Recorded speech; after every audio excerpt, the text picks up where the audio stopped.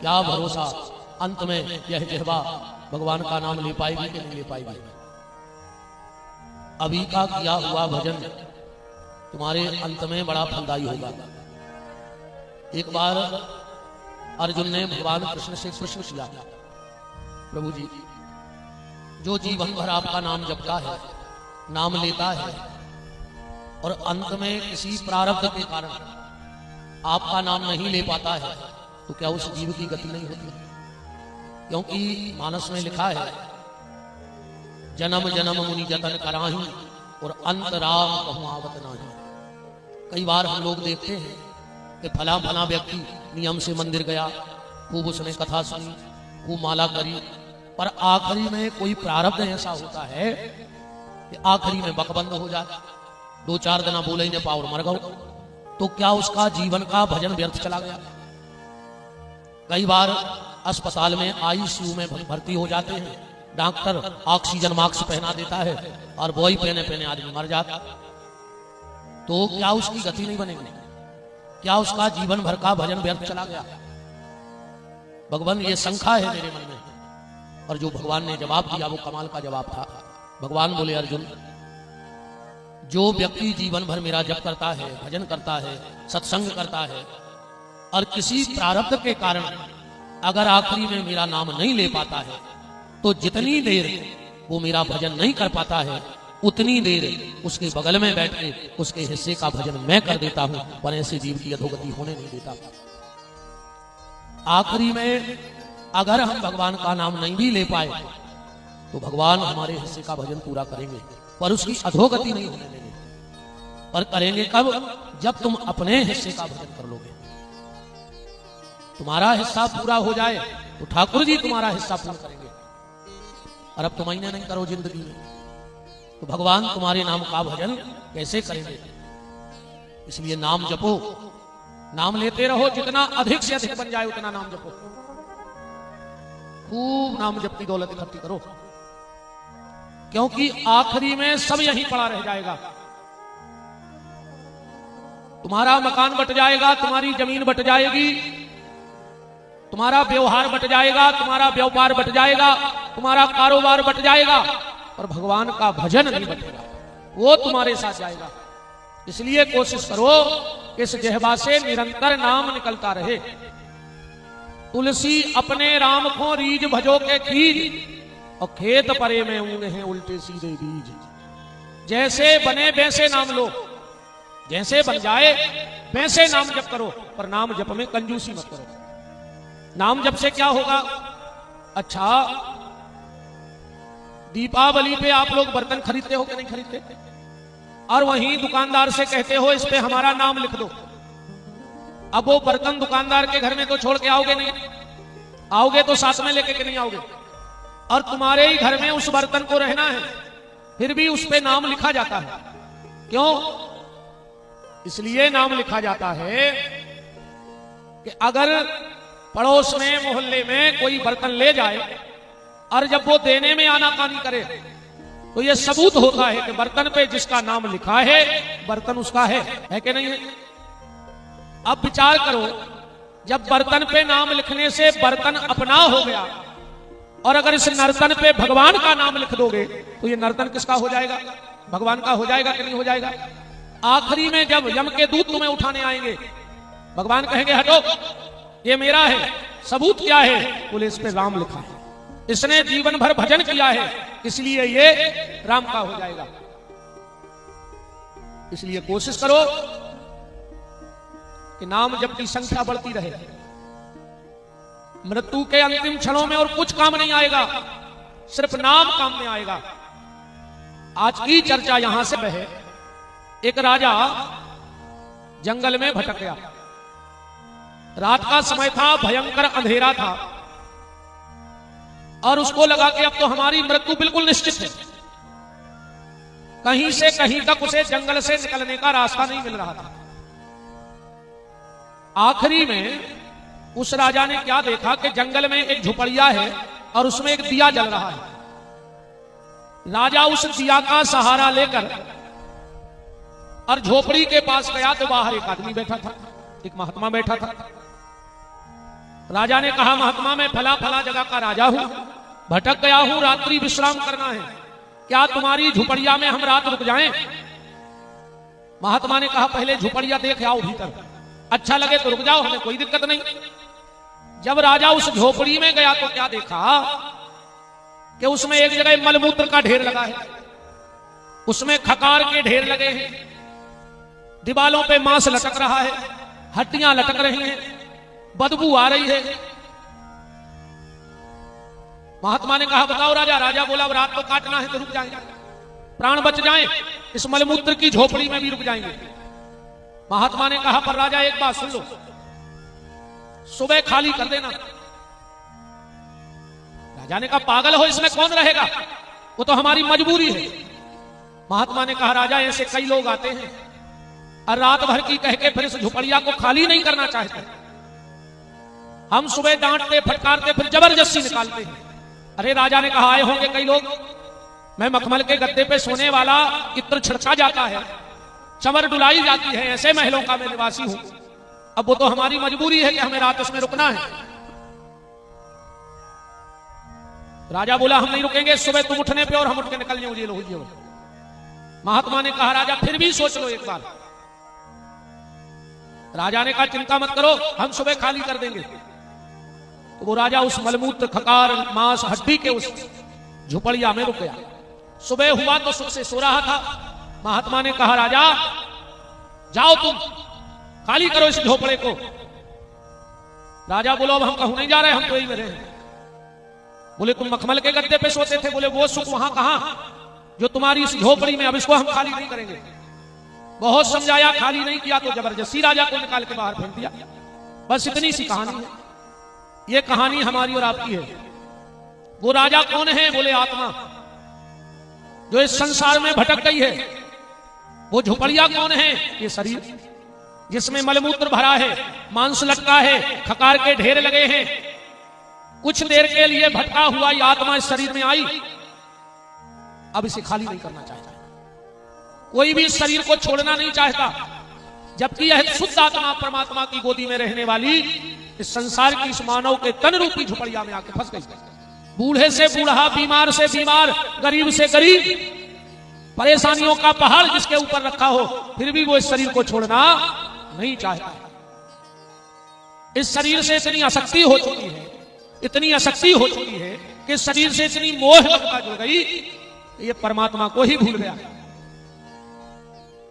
कल जो आप चर्चा सुन रहे थे राजा परीक्षित की, वो यही कथा को केंद्रित करती है, यही कथा को केंद्रित कर रही है। ये कथा सुखदेव जी यही ज्ञान देने के लिए आ रहे हैं।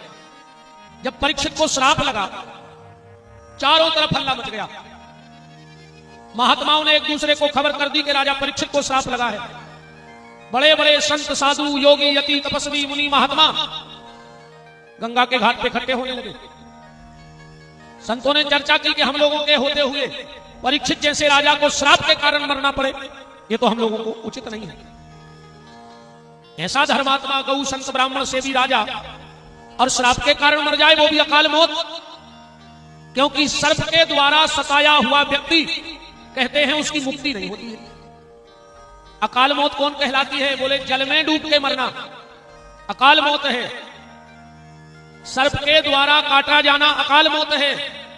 अपने हाथ से फांसी का फंदा लगा लेना अकाल मौत है, और जहर पी लेना अकाल मौत है। और हमारे गुरुदेव तो कहा करते थे कि जिसने फांसी लगाई हो, जिसने जहर पी के आत्महत्या की हो, उसकी लकड़ी में मत जाओ, क्योंकि उसकी मुक्ति होती नहीं। तो परीक्षित ने, अगर सर्प काटेगा तो मौत होगी कि नहीं होगी? और ऐसे धर्मात्मा राजा की मुक्ति ना हो, यह संतों को कैसे संभव हो सकता है? संतों ने विचार किया कि परीक्षित की मुक्ति तो करनी है। काल आवे, परीक्षित के जीवन में 7वां दिन आवे, काल के पहले कृष्ण को बुला के मारेंगे। काल के पहले अगर कृष्ण आ गया तो काल कुछ नहीं करेगा। और कृष्ण को बुलाने के लिए किसकी जरूरत है? बोले, कृष्ण को बुलाने के लिए 2 लोगों की जरूरत है। अगर 2 लोग कृपा कर दें तो जीवन में कृष्ण आ जाए।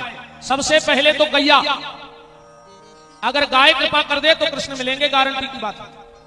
और दूसरा संत कृपा कर दे। अब संत कहते किसको हैं? आजकल तो लोग ऐसे भी संत कहने लगे।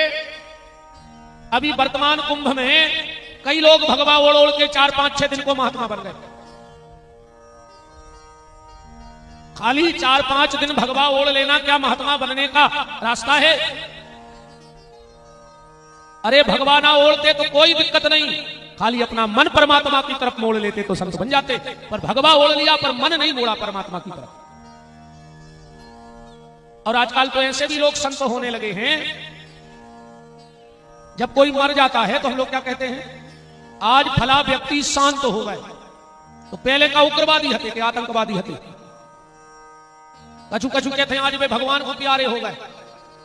तो भगवान का चील घर खोले बैठे के महाराज जा और हमारे जी को पटक जा जिगत मैंने भाई भगवान के प्यारे। मैंने भगवान की सोच बहुत हल्की कहा, क्योंकि मुर्दों से प्रेम है। मरने के बाद कोई भगवान को प्यारा नहीं हुआ। जो जीते जी भगवान को प्यारा हो जाए वो संत हो जाता है, जो जीते जी शांत हो जाए वो संत हो जाता है। मरने के बाद कोई संत हुआ यह हमें नहीं पता। जीवन में सबसे बड़ी दिक्कत तो यही है, जीवन में सबसे बड़ी दिक्कत यह है कि सच्चे संत का मिलना कठिन, और मिल जाए तो पहचानना उससे ज्यादा कठिन। एक तो कलयुग में सच्चो संत मिले ही नहीं, और जो ये लोग दुनिया को भरमा रहे हैं ना कि हमारे पास आ जाओ हम भगवान से मिला देंगे, हमें भगवान मिल गए हैं। अरे जिनको भगवान मिल जाएंगे वो दुनिया में रहेगा क्यों? देखो एक कुएं में एक व्यक्ति डूब रहा है और वो चिल्ला रहा है कि बचाओ डूब गए, बचाओ डूब गए। अगर डूब गया होता तो चिल्ला पाता? चिल्ला रहा है मतलब अभी डूबा नहीं है। डूब जाएगा तो चिल्लाना उसका अपने आप बंद हो जाएगा।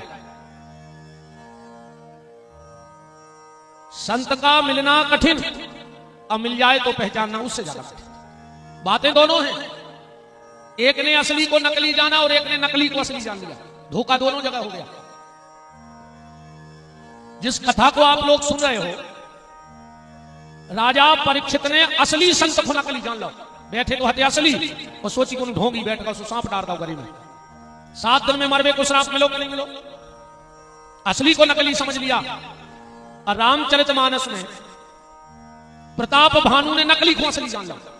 देख सुबेश महामुनि चीना, हतो तो एक तनु नाव को राक्षस, और भेष भयंकर बनाए तो समझी बहुत बड़े संत हैं। घरे ले आए, उन्हें ब्राह्मणों हो गैया को मांस परोस दो, पूरे घर के राक्षसों के श्राप कर दिया। गलती दोनों जगह हो गई। निवेदन, संत का मिलना कठिन और मिल जाए तो पहचानना उससे ज्यादा कठिन। बात चल रही है कि काल आवे उसके पहले कृष्ण के चरणों में प्रीति जुड़ जावे तो काल बाल बांका नहीं कर पाएगा।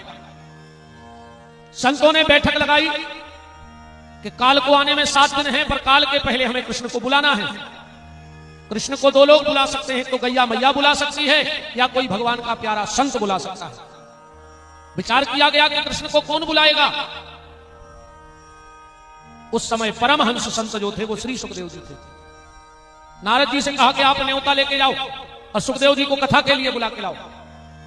नारद जी गए सुखदेव जी के पास, कहा गुरुवर आपको परीक्षित को कथा सुनानी है। सुखदेव जी ने कहा क्यों सुनाए कथा? उसने संत अपराध किया है, संत के गले में मरा हुआ सर्प डाला है, वो जाने उसकी रामलीला, हम क्यों सुनाए उसे कथा? नारद जी ने कहा कथा तो सुनानी पड़ेगी, आप नहीं सुनाओ। बोले हम नहीं सुनाएंगे, जाओ तुम यहां से। नारद जी ने कहा हम भाग जाएंगे, पर मेरे एक प्रश्न का उत्तर दे दो, हम अभी चले जाएंगे यहां से। सुखदेव जी ने कहा क्या? नारद जी बोले गुरुवर एक अंधा व्यक्ति रास्ते में चला जा रहा है और सामने खुदा है कुआं, और उस कुआं की पाट पे एक आंख वाला व्यक्ति बैठा है और वो देख भी रहा है कि एक अंधा सीधा कुआं का रास्ता पकड़े है। अब उस आंख वाले का कर्तव्य क्या है? उस आंख वाले का क्या कर्तव्य है? नारद जी बोले मान के चलो वो कुएं में सीधा गिर गया तो उसका प्रायश्चित किसे भोगना पड़ेगा? सुखदेव जी बोले आंख वाले को भोगना पड़ेगा। भाई वो देख रहा था, उसे रोकना था, उसे बचाना था। नारद जी बोले कि गुरुदेव यही तो हम कह रहे हैं कि मान के चलो परीक्षित अंधा है, उसने संत का अपराध कर दिया है, पर अगर आपके होते हुए वो काल के कुएं में गिर गया तो उसका दोष आपको भी तो लगेगा कि नहीं लगेगा? आपको कथा सुनानी पड़ेगी। और नारद जी की बात पे प्रसन्न होकर श्री सुखदेव जी राजा परीक्षित को कथा सुनाने आ रहे हैं। भागवत जी में क्या लिखा है? अलिक्षलिंगो निजलाभ तुष्टि स्त्री पुरुष भेद रहिता दुई अष्ट वर्षा। सुखदेव जी की उम्र कितनी है भागवत के हिसाब से? दुई अष्ट वर्षा, 8 दूनी 16 साल के हैं। सीधो 16 साल का ही नहीं लिखो भागवत में, दूना लगावे की क्या जरूरत थी, इसलिए 16 साल लिखा है। 8 दूनी 16 साल के लड़के में बेकार आ जाते हैं। तो सुखदेव जी का शरीर तो हो गया है 16 साल का, पर मन आज भी 8 साल के बच्चे जैसा है, निर्विकारी। इसलिए तन की और मन की दोनों की उम्र भागवत में लिखी है। अलिक्षलिंगो निजलाभ तुष्टि दुई अष्ट वर्षा, स्त्री पुरुष भेद रहता। सुखदेव जी ये नहीं जानते कि स्त्री कौन है और पुरुष कौन है। एक बार राजा जनक के यहां गए और संयोग से उसी समय नारद जी पहुंच गए। तो झूला पड़ा था, उसी झूले पे सुखदेव जी बैठ गए और उसी झूले पर नारद जी बैठ गए। अब जनक जी तो ब्रह्मज्ञानी थे, विचार किया आज इन दोनों महात्माओं की परीक्षा करें। जनक जी ने अपनी पत्नी से कहा जाओ जाकर इन दोनों के बीच में बैठ जाओ, झूले पे खाली जगह पड़ी है। जैसे ही जनक जी की पत्नी विराजी बीच में, तो नारद जी तो सिकुड़ने लगे कि बताओ हमारे बगल में महिला बैठ गई। बात भी सही है, चोर को खांसी और संत को दासी कभी नहीं होनी चाहिए। संत के आश्रम में दासी ना हो और चोर को कभी खांसी ना हो, गड़बड़ हो जाएगा। सुखदेव जी बैठे रहे जैसे ही के तैसे, उनको कोई फर्क नहीं पड़ा कि महिला बैठ गई। जनक जी आए, बोले नारद तुम्हारा बैराग पक गया है। और सुखदेव जी तुम तो जैसे के तैसे बैठे रहे। सुखदेव जी बोले क्यों? बोले तुम्हारे बगल में नारी बैठी है। सुखदेव जी बोले कहां है नारी? मेरी नजर में तो जो स्त्री है वो राधा है और जो पुरुष है वो कृष्ण है। मुझे स्त्री पुरुष का पता ही नहीं, कहां स्त्री है कहां पुरुष है। मेरी नजर में तो सब एक है। अलिक्षलिंगो निजलाभ तुष्टि स्त्री पुरुष भेद रहता दुई अष्ट वर्षा। अगर कोई गाली दे देता है तो क्रोध नहीं आता है, और कोई सम्मान कर देता है तो अभिमान नहीं आता है। परमहंस है, आत्मज्ञानी संत हैं श्री सुखदेव जी, और जिनको आत्मज्ञान हो जाए वो मान अपमान से दूर हो जाते हैं। एक बार भगवान बुद्ध बैठे और एक आदमी पहुंच गया, बोले महाराज हमको आत्मज्ञान करा दो। भगवान बुद्ध ने देखा कि उसी समय एक मुर्दा जा रहा है, कुछ लोग ले जाए। भगवान बुद्ध बोले इसके पीछे पीछे जाओ और उस मुर्दे को इतनी गाली देना जितनी तुम जानते हो, न जानते हो तो कुछ लिखवा लो लोगों से, और गाली खूब देना उस मुर्दे को। वो व्यक्ति गया, हजारों गालियां उस मुर्दे को दी, लौट के आया, बोले गुरुदेव अब भगवान मुझे आत्मज्ञान कराओ। बोले तुम कल आना। वो कल फिर पहुंचा तो एक मिट्टी और जा रही थी, जाओ इसकी खूब प्रशंसा करना, जितनी जानते हो उतनी। वो गया, खूब तारीफ की मुर्दे की, लौट के आया, अब ब्रह्म ज्ञान कराओ। सुखदेव जी बोले एक बात बताओ, कल जिस मुर्दे को तुमने गाली दी उसको गुस्सा आया? बोले नहीं आया। बोले थोड़ी आंख तो चढ़ाई होगी? बोले नहीं चढ़ाई। बोले जवाब दिया? बोले नहीं दिया। और बोले आज जिस मुर्दे की तारीफ करके आए हो उसने तुम्हारा स्वागत किया? बोले नहीं किया। मुस्कुराया तो होगा? बोले नहीं मुस्कुराया। बोले बस यही आत्मज्ञान है, अपने आप को मुर्दा समझ लो। कोई गाली भी दे जाए तो फर्क ना पड़े और कोई प्रशंसा भी कर जाए तो फर्क ना पड़े। परमहंस श्री सुखदेव जी मात्र 2 अंगुल की कोपीन लंगोट जिनके शरीर पे है, गांव में से निकलते हैं, बच्चे पीछे पड़ जाते हैं, नंगा बाबा नंगा बाबा नंगा बाबा, और सुखदेव जी को कोई फर्क नहीं पड़ता।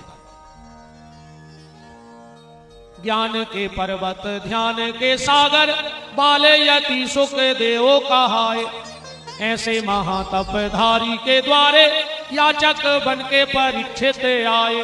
वेद समस्त और शास्त्र सभी मुनि राजे के मानस माही समाये, देख मनोरथ राजा का मुनि राजे कृपा के घन बरसाए। जो सुखदेव जी आए, परीक्षित जी तुरंत हाथ जोड़ के प्रश्न कर दिया। क्या प्रश्न किया? म्रियमाणस्य किम कर्तव्यो, मरने वाले को क्या करना चाहिए? और जो लोग आए थे, महात्मा बैठे थे, उन्होंने परीक्षित से कहा, परीक्षित इतने बड़े संत आए, ने तुमने पांव धुलाए, ने तिलक लगाओ, ने माला पहराई, अपना सीधो प्रश्न रख दो। परीक्षित जी बोले सुनो, हमारे बाप दादे संत से भी रहे हैं, हमें संतों के बारे में पता है। बोले क्या? जो परमहंस संत होते हैं वो ज्यादा कहीं रुकते नहीं है। कितना रुकते हैं? भागवत में श्लोक आया है, नूनाम भगवतो ब्रह्मा ग्रहेषु ग्रह मेधिना। गैया को दुह करके दूध पी लिया जाए, इससे ज्यादा परमहंस संत कहीं रुकते नहीं। अब इतने में हम इनके पांव धुलाते, टीका लगाते, आरती उतारते, इनको हो जाता समय सोचिए चले जाते, हमारी बात रह जाती अधूरी। सो पहले हमने सोची अपनी बात पूछ लें, फिर मौका मिले तो स्वागत तो बाद में भी होते रहे। अब बात भी सही है, कभी जीवन में कोई संत महात्मा मिले तो उनसे व्यर्थ की वार्तालाप मत करो, सार की बात पूछ लो कि हमारा भजन में मन कैसे लगेगा। क्योंकि भजन की चर्चा सिर्फ संत करेंगे। बताओ अच्छा आज तक तुम्हारे कोई रिश्तेदार ने एक जने हाथ उठा के बताइयो, फोन लगा के पूछी कि काय रामायण पढ़ा हो के नहीं, काय माला करत हो के नहीं, काय मंदिर जात हो के नहीं। किसी ने पूछा तेरा परिवार कितना है, किसी ने पूछा तेरा मालोजार कितना है, किसी ने ये नहीं पूछा कि प्रभु से प्यार कितना है। ये तो कोई संत ही तुमसे भजन को कहेंगे। संसारी तो जहां फंसे तो उताई की चर्चा करें, फोन लगा के यही पूछे काय मौली की बनी क्यों, लड़का को देखने वाले आए, मकान बन गया, कैसे जो जहां है वो की बात करें। और कबीरदास जी तो बड़ी प्यारी बात कह रहे भैया, 3 लोग मिल जाएं तो 2 मिनट खड़े हो जाओ, उनके पास कुछ फायदा होगा। 3 लोग कौन? बोले शिक्षक, तुम्हारे गुरु जिनने तुम्हें पढ़ाया है, कभी मिले तो 2 मिनट उनके यहां बैठे। सिपाही खड़े हो जाओ, और संत कभी मिले तो 2 मिनट उनके पास बैठे, तुम्हें कुछ ना कुछ मिलेगा जीवन का साथ। कबीरदास जी कह रहे हैं कि सोता बा को जगाइए, अगर कोनो महात्मा सो रहा हो तो जगा दे, वो तुम्हें फायदा है। भाई मान के चलो कोनो महात्मा 5 बजे सो के उठा सवेरे या 4 बजे, तुमने जगा दो 3 बजे, तब उठ के का कर है, नहा के 2 लोटा माला ले भजन कर बैठे। तो जब तक वो उठते नहीं और उसके पहले उठ गए हैं, और जितनी देर उन्होंने भजन किया है उसका फल जगाने वाले हैं। सोता बा को जगाइए जो करे हरि को जाप। अकुम 3 जने सो रहे हो तो सोन दीजिए, चाहे तुम्हें ठंड में ठिठाना पड़े। कौन कौन? ये तीनों सोते भले शेर। बताओ जंगल में शेर सो रहा हो, तुम निकलो तो तुम कहो कि हम तो जगाई के लिए फिर तुम लौटो। शराबी दारूखोर अगर सवेरे सो रहा हो तो खुशवन दे, काय सब वो उठे है और सीधो कलारी दौड़ है। तुम 10 बजे नो सोत रहो और 2 पगुआ के बच गए, वे कहां से आए? ये में दारूखोर तो इतने खतरनाक होते, अरे दद्दा पी भर पाए। अच्छा दारू तुमने पिया और भोगने हमारी बहनों को पड़ा, गाली जे सुने, मार जे खाए और कर्म तुम करो। तुमने भी किवाड़ लगा कर 2 बेल ना दियो कर हाई में, नहीं तो कोई बता पे है कि लोग आई ने मारो। वे तो डरे रहे 4 से दिन कर ली सेवा पति तो आए। हाँ बिल्कुल सही है, पी के आवे और गाड़ी की जीवा करें सुनिया सी घुट्टी पी तो पीछे 8 दिन बिल्कुल खुचरा करे तो करत रही सेवा। बहुत भयंकर होती है दारूखोर। शराब में और जहर में सिर्फ इतना अंतर है, अगर जहर पियोगे तो तुम अकेले मरोगे, पर शराब पियोगे तो पूरे परिवार को लेकर मर जाओ। और आज सबसे ज्यादा जो दुख का विषय है, आज हमारे युवाओं में, नौजवानों में सबसे ज्यादा अगर कोनो में दारू पीने की लत लगी है तो 20 से 30 साल के लड़का सबसे ज्यादा शराब पी रहा है। ये बहुत चिंता का विषय है, और ये कमियां मां बाप की हैं। पहले ही दिन पी के आए थे, 2 लठ गए होते कढ़ाई पे हो, सत्यानाशी तो तुमने करी। भैया दारू पी के आए, तुमने पीछे के कबाड़ खोल के स्वाद है उड़ा, वो दम बन गई कि हम कितना पी के आए, मम्मी तो पीछे के दरवाजे खोलेगी। अकुम पहले ही दिन कालर पकड़ के बाप को कर दे होते कि आए हैं दारू पी के, अकुम 2 लठ पता नहीं घल गए होते ठिकाने के। शिष्या उसी शिष्या ने देखते खा ली, भारी तो ठीक, बहुत दयनीय स्थिति बन गई है। तो ये तीनों सोते भले, शेर शराबी सांप, ये अगर सो रहे हो तो सुन। परीक्षित जी ने प्रश्न कर दिया, मेरे मानस किम कर्तव्य, मरने वाले को आखिर क्या करना चाहिए? और सुखदेव जी के मुंह से भागवत जी निकल पड़ी। 2 स्कंद में पहला अध्याय, पहला श्लोक और पहला शब्द सुखदेव जी के मुंह से निकला है। क्या निकला पहला शब्द और पहला श्लोक? बरियाने सते प्रश्न कृते लोको हितम नृपः आत्मा विततम सांपुंसा श्रोताया दिशया परा। वाह शब्द निकला। अच्छा, रामायण कहां से चालू है? बाई शब्द से चालू है। पहले श्लोक का है रामायण को, वर्णानमर्थ संघानाम रसानाम छंदसामपि मंगलानाम च कर्तारौ वंदे वाणी विनायको।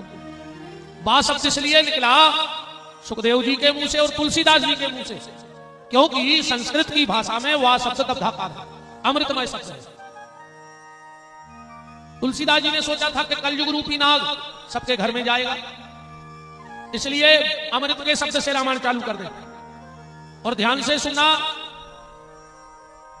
जिसके घर में 3 चीजें हो कलयुग उसमें नहीं पहुंच सकता। 3 चीजें कौन? सबसे पहले गले में तुलसी का एक दाना हो, आंगन में तुलसी की क्यारी हो, तुलसानो जरूर बनो हो, गले में एक तुलसी का दाना हो, मरने के बाद तो फिर डारे ही रहे तुलसी, पर जिगत में जरूर करेंगे तुलसी पैर दे। एक बात पुरुष वर्ग ध्यान से सुन लेना हमारी, लगभग सब ये गलती करते हो आप लोग। और एक बात ध्यान से माताएं सुन लेना, ये गलती आप करती हो, इन 2 गलतियों को सुधारना। नक्सल को बड़ी आज खाली खाली से लग रहा। राम राम राम। पुरुष वर्ग ये गलती मत करना, जब भी लकड़ियां देवे जाओ तो सबसे तुलसी लाई जाते हमारे घटा बदल जाओ। आज के बाद ये कोशिश करना, और कोशिश नहीं ध्यान रखना, मुर्दा के कमर के नीचे कबू तुलसी ने डारो चाहिए। जो लकड़ियां देखो ना, कबू पांव तरफ से लकड़ डालो चाहिए, कमर के नीचे कभी तुलसी जाती नहीं है मुर्दे के। जब भी लकड़ियां दो तो सिर के पे लकड़ियां डाल। जो व्यक्ति मुर्दे के पांव के यहां तुलसी डाल के चला आता है उसके जीवन में भयंकर कष्ट आते हैं। इसलिए आज के बाद ध्यान रखना, और ये बात अपने परिचितों को भी बताना। जब कहीं बैठो तो उनको बताना ये बात कि हम कथा में ये सुन के आए हैं कि कभी भी लकड़ी पांव के यहां नहीं डालनी है, तुलसी की सिर के यहां लकड़ी दी। अच्छा, आप कहां लगाई जाती है? मुर्दे के पांव के सिर के? सिर के यहां लगती है कि नहीं लगती? तो लकड़ी भी कहां देनी चाहिए? सिर के यहां देनी चाहिए। और हम लोग जल्दी जल्दी में कहीं भी फेंक के परिक्रमा लगा के भगाते हैं। इन चीजों का विशेष ख्याल रखो। अब दूसरी गलती माताओं तुम सुन लेना, दिन में कभी भी घर में तुलसी के नीचे बुझा हुआ दीपक नहीं रखना चाहिए। जिसके घर में सूर्य का प्रकाश तुलसी से होकर बुझे हुए दिए पे पड़ता है, उस घर में समस्या आती है। सबसे पहले उठो और तुलसी के यहां से सूर्य उदय ना हो पाए और दीपक उठा लो और शाम को फिर जला के रखना। क्योंकि तुलसी का सूखना, अगर घर में तुलसी सूख रही है बार बार तो समझ लेना कि तुम्हारे यहां भयंकर संकट आने वाला है। तुलसी का सूखना भयंकर संकट का सूचक है। और तुलसी कब सूखती है? मेरी बात को बड़ी मर्यादा में समझना। हमारी बहनें बेटियां मां बैठी हैं, पर हमारी मजबूरी है कि हमें कहना पड़ेगा। बहुत मर्यादा में बात को समझना, इसलिए हम अपनी बात बिल्कुल आंख नीची करके कह रहे हैं। जितने दिन माताएं मासिक धर्म से रहें तो कोशिश करें कि जहां तक आंगन में तुलसी की छाया पड़े वहां तक माताएं न जाएं। रजस्वला नारी की छाया और स्पर्श से घर की तुलसी सूख जाती। दूसरा कारण, एकादशी के दिन तुलसी को जल न चढ़ाएं। एकादशी के दिन तुलसी को जल नहीं चढ़ाना चाहिए। आरती उतारो, टीका लगाओ, पूजा करो, परिक्रमा करो, पर जल मत चढ़ाओ। क्यों? इसलिए जल नहीं चढ़ाना चाहिए, हम लोग साल में निर्जला एक एकादशी रखते हैं बस, पर भगवती वृंदा तुलसी बिहारी जी के लिए पूरी एकादशी निर्जला करती है। अगर हम तुलसी को जल चढ़ा देंगे तो उनके व्रत खंडित करने का हमको दोष प्राप्त होता है। इसलिए एकादशी के दिन परिक्रमा करो। ए भैया पकड़ो जी अपने अपने बाल बच्चे कौन के आए।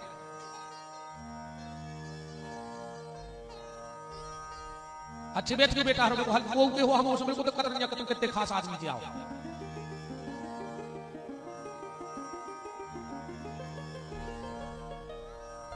अपनो स्वभाव बिल्कुल अलग है जीवन में। राम तुलसी इसीलिए तेज छोड़ देती है अगर उसे एकादशी के दिन जल चढ़ाया जाए। रजस्वला नारी की छाया ना पड़े। आज भी लोग इन चीजों को मानते नहीं, पर आज भी मैं प्रमाणित बात कर रहा हूं। इन बुजुर्ग माताओं से पूछना, आज भी जब पापड़ बनता है और अगर वहां कोई रजस्वला नारी पहुंच जाए तो उस पापड़ का कलर सिकने के बाद लाल पड़ जाता है। अब इससे बड़ा प्रमाण क्या चाहिए? सिकने के बाद पापड़ का कलर लाल हो जाता है। तो निवेदन, तुलसी का दाना एक एक गले में डाल लेना। कई लोग कहते हैं माताओं को तुलसी नहीं पहननी चाहिए, कंठी नहीं पहननी चाहिए। मैंने सुना है कई लोगों के मुंह। आज के बाद जो ये कहे कि माताएं तुलसी नहीं पहन सकती, उनसे पूछ लेना कि लिखा कहां, किस शास्त्र में, किस पुराण में और किस वेद में ऐसा वर्णन आया है। कई लोग कहते हैं हनुमान चालीसा नहीं पढ़ना चाहिए। कहां लिखा है कि नहीं पढ़ना चाहिए? हम बताते हैं प्रमाण के लिखा है कि पढ़ना चाहिए, और ज्यादा कहीं ढूंढने की आवश्यकता नहीं है। हनुमान चालीसा में लिखा है कि जो यह पढ़े हनुमान चालीसा। ये नहीं लिखा कि पुरुष पढ़े हनुमान चालीसा, ये लिखा है जो यह पढ़े हनुमान चालीसा। बस ध्यान ये रखना, माताओं को हनुमान चालीसा पढ़ने में कुछ दिन जो अशुद्धि के दिन होते हैं उनमें हनुमान चालीसा नहीं पढ़ना चाहिए। उतने दिन हनुमान चालीसा का पाठ न करें। उतने दिन आप किसी वेद चालीसा का पाठ ना करें, आप सिर्फ मूल मंत्र का जाप अपने इष्ट का नाम लेते रहे, उसमें कोई दोष नहीं। माला ना करें उतने दिन, कोई वेद पुराण रामायण का पाठ ना करें, बाकी कहीं कोई बात का नहीं है। तो गले में तुलसी पहनना। एक बार कबीरदास जी जा रहे थे तो 4-6 बड़े बड़े आदमियों के लड़का बैठे थे। देख के बोले करे कुत्ता ने कर गाओ। कबीरदास जी लौट के आ गए, बोले क्या कह रहे? अब बड़े आदमी के बाल बच्चे बोले कुत्ता कह रहा है, तुमसे कुत्ता। कबीरदास जी बोले रे हम तो कुत्ता ही हैं, पर जा बताओ कुत्ता भी 2 प्रकार के होते हैं। बोले 2 प्रकार के? बोले हाँ, एक पालतू दूसरा फालतू। कुत्ता कितने प्रकार के? 2 प्रकार के, एक पालतू और एक फालतू। इनमें फर्क क्या है? बोले जिसके गले में पट्टा हो मालिक का वो पालतू, और बिना पट्टे का फालतू।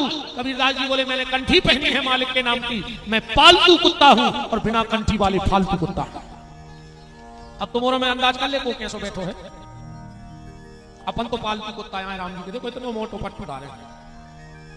अब कल से एक तुलसी को दानो ढूंढ लियो और पालतू बन जाइयो, फालतू न फिरो। अरे संसार को पालतू कुत्ता हो को मार नहीं सकते हो। घर धनी लड़वे आ जाए तो तुमने हमारे कुत्ता है मारो कैसो?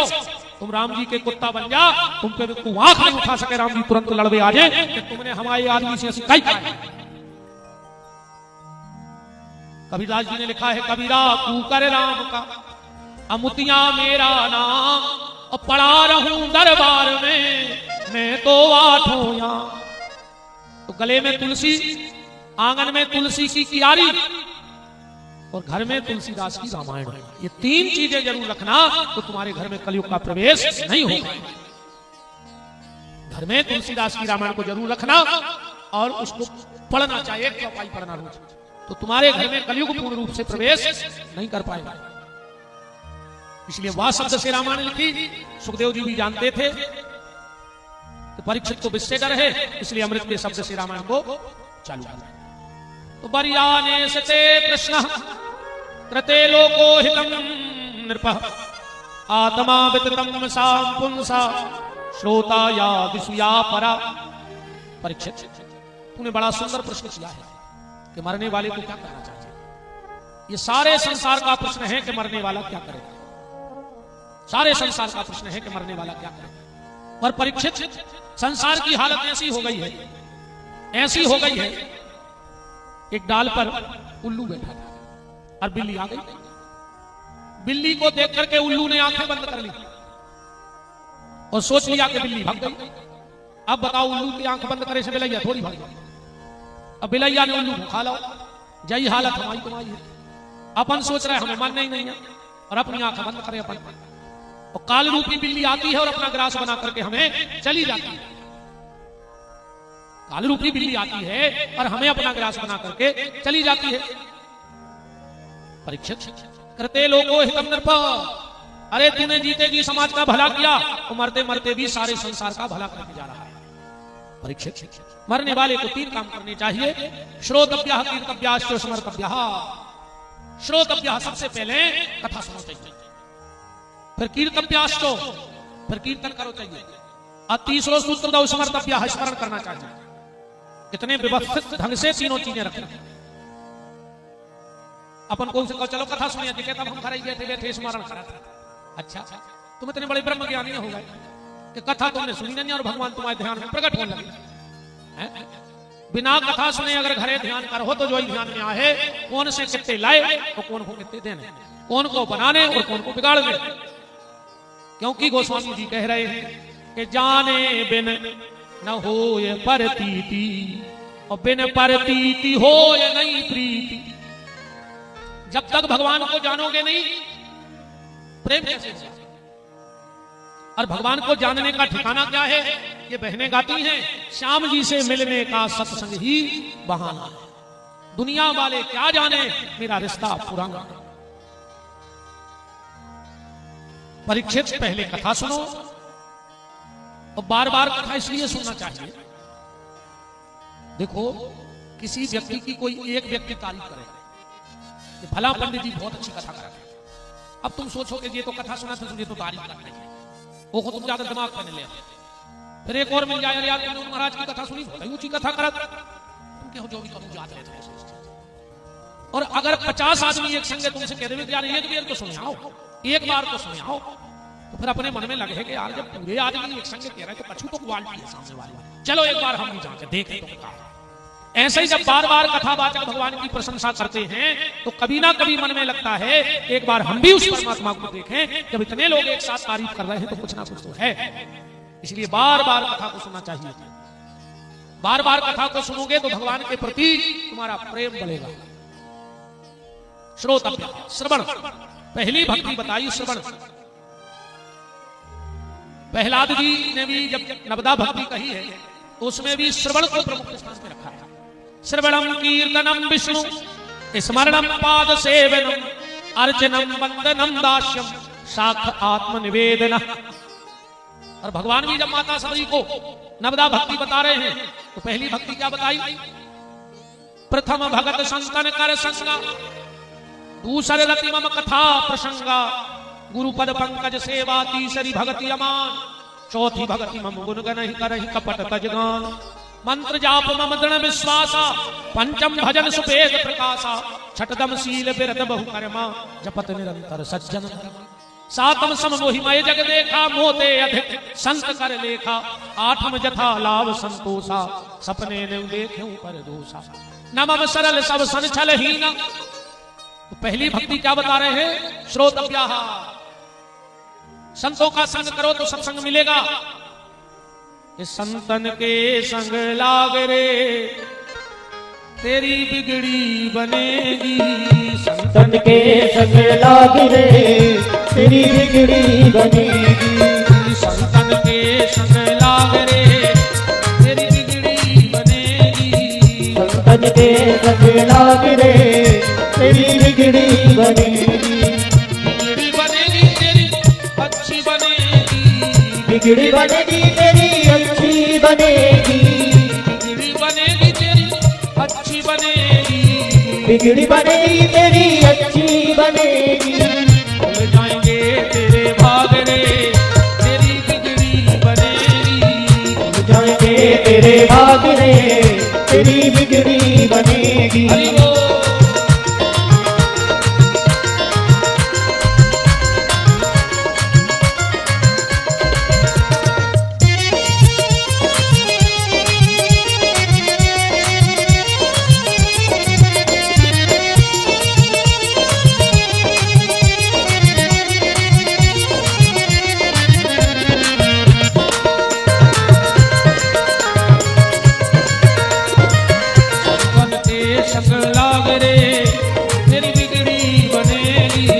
संतन के संग लाग रे तेरी बिगड़ी बनेगी, संतन के संग खूब कमाई, संतन के संग खूब कमाई, संतन के संग खूब कमाई, संतन के संग खूब कमाई, खुल जाएंगे तेरे भाग रे खुल जाएंगे तेरे भाग रे, तेरी बिगड़ी बनेगी। हरि बोल।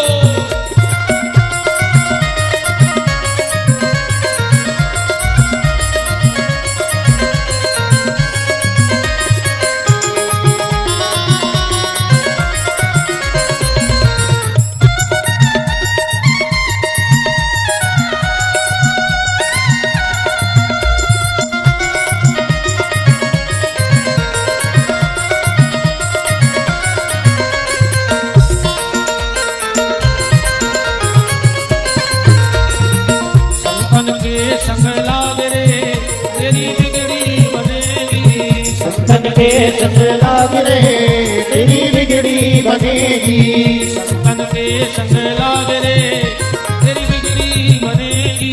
संतन के संग लाग रे, तेरी बिगड़ी बनेगी। संतन के संग लाग रे, तेरी बिगड़ी बनेगी। श्रोतव्यः कीर्तव्याश्च स्मर्तव्यः, ये तीनों बातें बताते सुखदेव जी चलने लगे। परीक्षित जी ने कहा कहां जा रहे हो? बोले आप ही ने तो कही थी कि हम ज्यादा कहूं रुकत नहीं है, हमारा समय होगा हम चले। सुखदेव जी बोले, परीक्षित जी बोले अच्छा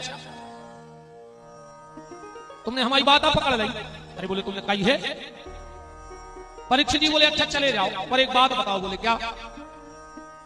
आपने मरने वाले को कौन सा काम बताया? बोले भगवान की कथा सुनो। परीक्षित जी बोले हम हैं मरने वाले और आपसे अच्छा नहीं है सुनावे वाले, तो या तो कथा सुनाओ ना तुम्हारी बात झूठ। सुखदेव जी बोले काय परीक्षित तुमने हमें फंसा लो। बोले बात है, चलो ठीक है हम तुम्हें कथा सुनाएंगे। परीक्षित जी बोले जा बताओ हमारे 7 दिन में उद्धार तो हो गया, हमारे पास टाइम कम है। सुखदेव जी बोले परीक्षित 7 दिन पूरे बहुत होते, वन में तो एक घड़ी लगा थे। चिंता न करो राजन 7 दिन अभी बाकी है, पल ही पल में परलोक प्राप्त होता है। खड़बांग से राजा का मोक्ष तो घड़ी में हुआ, तेरा तो शरीर अभी 7 दिन तक बाकी है। ऋषि सब साक्षी है, कथन यह है मेरा भागवत पुराण से दुख दूर होते। देखता हूं आज से 7वें दिन तुम्हारे लिए राम नाम मोक्ष द्वार कैसे नहीं खुलता। हम खोलेंगे मोक्ष का दरवाजा, पर तुम चिंता नहीं करना। देखो भैया, अगर डॉक्टर अच्छा हो, आदि बीमारी हाथ देख के दूर कर देते। तुम अच्छे डॉक्टर के गई हो, वो हाथ पकड़ है। अरे यार तुम्हें है यार, तुम हर हफ्ता आ जा हमारी जान खावे। अब नहीं अगली और आए हो तो एक गोली ले जा, है कछु ले जा तुम, और अब नहीं आइयो। अब चाहे वो घरे जाकर मर जाए, पर गली में समोसा खा ले। डॉक्टर ने कह दी हमें कछु नहीं। और कोनो कोनो डॉक्टर और बगल के स्टूल पे बैठा कर 2 बार कह दे रहे ओ ये सुन लगता यार का इतना मारे हम का इतने सीरियस कहा है, घरे का फोन लगा रहा। अच्छा बताओ, अगर डॉक्टर 2-3 बार कह दे रहे ओ माय गॉड, ओ अपने आप लट के सका कि हम यार का इतने सीरियस है का मारी गए आज घरे जाएंगे। यही से कहते हैं 2 लोगों से करो प्यार के करिए, एक भगवान से एक डॉक्टर से। अगर भगवान रूठ गाओ तो डॉक्टर कर पहुंचा दे, और कोई डॉक्टर रूठ गाओ सबकी गर्दनें अपने आप हो गई। भगवान रूठेगा तो डॉक्टर के भेजेगा, डॉक्टर रूठेगा तो भगवान के भेजेगा। पर सब डॉक्टर ऐसे नहीं होते। कुछ डॉक्टर वास्तव में भगवान का रूप है और कुछ डॉक्टर वास्तव में चंडाल है। जो डॉक्टर अपने जो उन पे भगवत कृपा है और उसका वो गलत उपयोग करते हैं, तो उसका परिणाम उनको भयंकर भोगना पड़ता है। अभी हम नाम नहीं ले रहे, एक जगह डॉक्टर 2-3 दिन मरे मराए बच्चा को घर और परिवार से पैसा लेता है। अब बताओ ऐसे डॉक्टरों को भगवान मानिए कि चंडाल? ऐसे डॉक्टरों की औलाद को ब्लड कैंसर हो मर, मेरे को गारंटी नहीं है। क्योंकि भगवान की लाठी में आवाज नहीं होती पर लगती बहुत तेज है। पर वास्तव में कोई कोई डॉक्टर भगवान का ही रूप है और भगवान ही नहीं। डॉक्टर भगवान का रूप है और भगवान ही नहीं। अच्छे डॉक्टर हैं सुखदेव जी, 1 नंबर के स्पेशलिस्ट हैं। परीक्षित जी कह रहे हैं कि 7 दिन, सुखदेव जी कह रहे हैं घंटा 1.5 घंटा ठीक हो जाओ। परहेज क्या है? परहेज क्या है? बस चिंता, चिंता। क्योंकि चिंता ऐसी डाकनी कि काट करे जो खाए, वो वेद विचारो का करे कि कानो दवा पिला। आप लोग थोड़ा खिसक के आ जाओ, पुरुष वर्ग आ जाओ आगे थोड़ा सा। हाँ खिसक के आओ थोड़ा। ना को सरक जाओ, ना मुझे कहां सरक दिया, जैसे भगवान को सरक कराएंगे तन तन तन तन। खिसक जाओ, अब जल्दी सरक जाओ।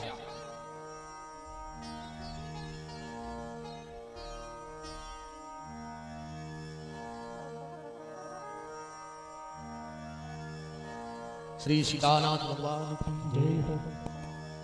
हाँ बना जाओ शांति स्थापित करके। कि चिंता न करो राजन, चिंता मत करो। क्यों? बोले चिंता ऐसी डाकनी के काट करे जो खाए, और वेद विचारों का करे कानों दबा पिला। चिंता में और चिता में इतना अंतर है, चिता मुर्दे को जलाती है और चिंता जिंदे को जला देती है। आज चिंता काय की पहले तो हमें जब बताओ, और तुम्हारी चिंता से होकर रहो, तुम्हारी चिंता से होकर रहो, जब बताओ पहले हो रहा तुम्हारी चिंता से। कई बार जैसे आने से आने बाल बच्चों को नाटक है, खा ले बजे देना हम जो ना हम रहे उतना पर है पता के घर में का हो रहा। अच्छा तुम मर जाओ, घर की रोटी नहीं खाए क्या बता? जैसे तुम मर जाओ, तुम्हारे घर का चीज होती है, तुम्हें यार विश्वास नहीं हो तो मार के नहीं देखती, तुम्हें पता पड़ जाएगा तुम्हारी। पहले किराने को सामान थैला में आउट है, तुम मरो भरा, अगर 11वें दिन आप पे भर के नहीं आए 13 को सामान तो हम नाव बदल दिए। तुम कहा जाओगे घर के हैं जो ना घर कोई मरत है, सो लगाते घर के 10-12 हमारे यहाँ आ जाए, चढ़ चढ़ बैठा तुम्हारी मराए पे 6 आदमी कान रहे वही पहले, और जो मर घटा में लूघरा दाओ। अब इलाहाबाद को क्या करते हैं, कार डार दे सो जो हुआ है सो नहीं दे ऐसा ही होता नहीं होता। अब तुम्हारे जा रहे थे कितने तो नौटंक की तरह थे आदमी, ये जब सास मरा थे गोड़ों खुलू मत, ये मम्मी सेवा नहीं कर पाई, ये मम्मी तनावर बनी रहती तो सेवा कर लेते। हम तो भगवान का सासुर से भेज के लेकर आई, तुम सेवा कितनी कर रही जी, क्या तुम्हें पानी भर कर नहीं दे रही, मर गई छर छंद बगरा रही गांव भर के सामने, क्या ऊपर बाने बैठी हुई हो ताई, तुमको विमान आ रहा है विदिशा में, मारे जाओ कीड़ा पार के सास से देर बांधे इतने आया आई है भागवत उतार रहे हैं विमान ताई सुनिया चाची हो क्या उतने धरे हो जो लगता तुम्हारे बाप सरे 6 साल से देर बांधे पापी। पता है क्या हो, शाम को पिताजी मर गए, अब कौन नहीं रो, सवेरे उठे अब ढाक के धरेंगे, ये तो आई जा 4 से जने गांव के रिश्तेदार, अब कहीं तुम तना लौट ले, तुम्हें कब कल को मुझको काम है, सुबह आपके धर दाव दिया कहीं के बाल लगा दे, कहां नो रो रहा है, बात भी सही है कि डिंडू के मरे हो कहां नो रो, कहूं को डिंडू में मर जाए तो ढाक के धर दे बिहारी कर ले, सवेरे उठ के चाय पी लो जे सही दिन हुए नहीं लगो के प्यारे कहां नो रो, तो बिल्कुल जब सत्य आए, बाप शाम को मर गया, रात में सोला होता ना, सवेरे उठे सो एक जगह बैठ गए, बाकी तो लगाई गए सब काम में, कोई लकड़ियां ले आओ, कोई मटका, कोई मखाने, अब भज्जा पे बैठे ना, और जैसे ही गांव भर के जुड़े, और जो बाप को उठान लगे, अब बोला लूंगा बाप पे, पापा बोल काहे नहीं रहे, पापा बोल काहे नहीं रहे, और 6 साल से देर बांधे बाप से, अब यह कह रहा है कि पापा बोल नहीं रहे, बाप भी मरो मरो कह रहा बेटा, अगर तुम बोलत रहते तो हम हमें 2-4 साल और जी लेते, यही से तुम मर गए कि तुमने बोल वो बंद कर दो। तो ये नाटक नोटक मचाए हो, धर्मात्मा मनो बगलैया बने तुम, हाँ। मंदिरों में भंडारे करवा रहे बाप, भूख को मार रहा, अब कौन 9 बिटियां हो जाए, पूरे घर के पकड़े आ जाए, मंदिर में मनो 9 दुर्गा पूरी पूज ले, बताओ 9 दुर्गा की स्थापना कर रहा है और मोड़ी 2 हो गई सुमार भाई, ये दुनिया में ये बिल्कुल चिंता में पड़ो, मन को का हुज्जे तुम तो अपनो देखोगे तुम का हुज्जे, ऐसे नहीं बनो एक शेल्फ में छिपकुली चिपकी थी, वो सकाई को उतर जाओ, बाकी लगी हम नहीं उतर रहा, बोले काय, बोले हम उतर हैं से छत गिर पा, बस जान रही थी हम यहाँ साथ हैं, बस छिपकुली तुम यहाँ बैठे और हम अपने उसे कष्ट नहीं होने भैया। वेद मरे रोगी मरे मरे जलावनहार और देखन हारे मर गए से जातो ता संसार। कच्छ फर्क नहीं पड़ो रे कोई भी जाए से कुछ आखिरी में दौर हो जाए कई बब्बा की खटिया फेंक दे जोन को सोच बब्बा की तौलिया फेंक दे, चश्मा फेंक दे, छत्ता फेंक दे, जूता फेंक दे, वो बब्बा की जा तो गिया तली। हम तो जब जानते जब बब्बा की जा छोड़ गई होती वो मैंने चेवा का बब्बा ये मैंने पढ़ो रे खुद को लड़का फूल नहीं लिया रे घरे खारी उठा के वो तई बांध दे पी पर के नहीं के नहीं हमने करे सुधार ले अभी मार गा वो अटारी बना वो बब्बा के फूल तक गांव के पी पर ये दो नसें लगा के घर होता था कोई तीसरी जगह ले जाके जिंदगी चिट्टा रे गांव पे वो तो कुछ ही मार में जाता वो तो अभी 18 टोकरा चिट्टा में चाहे खुद करके मार जाए मन वो तो कुछ ही मार भी नहीं पाई पकाई इस भैया उनको का हुई मैं बिल्कुल नहीं पढ़ अब तो तुम्हारा का हुई है जाते सो का के भगवान सबसे जाके हमने का करो हमने बताओ खाली ये झूठे संसार में फंसे रहे प्रभु और तुम्हारा नाव का होगा अंत में न तुम्हारी जमीन वहां साथ देगी न बाल बच्चे तो तुम्हारे सत्सर में तुम्हारा साथ दे अंतिम यात्रा में। इसलिए कोशिश करो भगवान का नाम होता रहे, भगवान का भजन होता रहे। जरा सोच ले समझ ले प्राणी, जरा सोच ले समझ ले प्राणी, तेरी 2 दिन की जिंदगानी। जरा सोच ले समझ ले प्राणी, तेरी 2 दिन की जिंदगानी।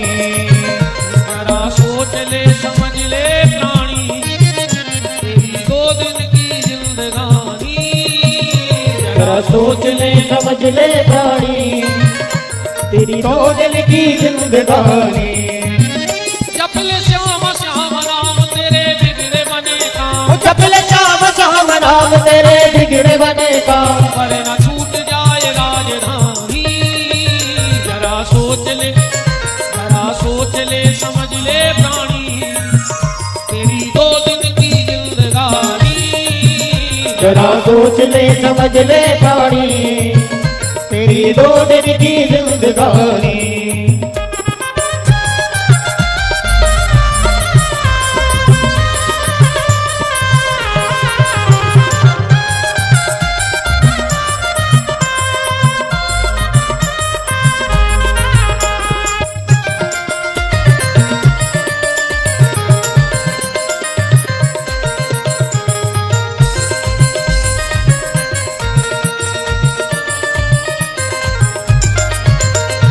माया की हवेली यहीं पर रहेगी, ये माया दीवानी तेरे संग ना चलेगी। माया की हवेली यहीं पर रहेगी, ये माया दीवानी तेरे संग ना चलेगी। ये माया की हवेली यहीं पर रहेगी, ये माया दीवानी तेरे संग ना चलेगी। माया की हवेली यहीं पर रहेगी, ये माया दीवानी तेरे संग ना चलेगी। जप ले श्याम श्याम नाम तेरे बिगड़े बने काम, जप ले श्याम श्याम नाम तेरे बिगड़े बने काम। पर न छूट जाए राजधानी।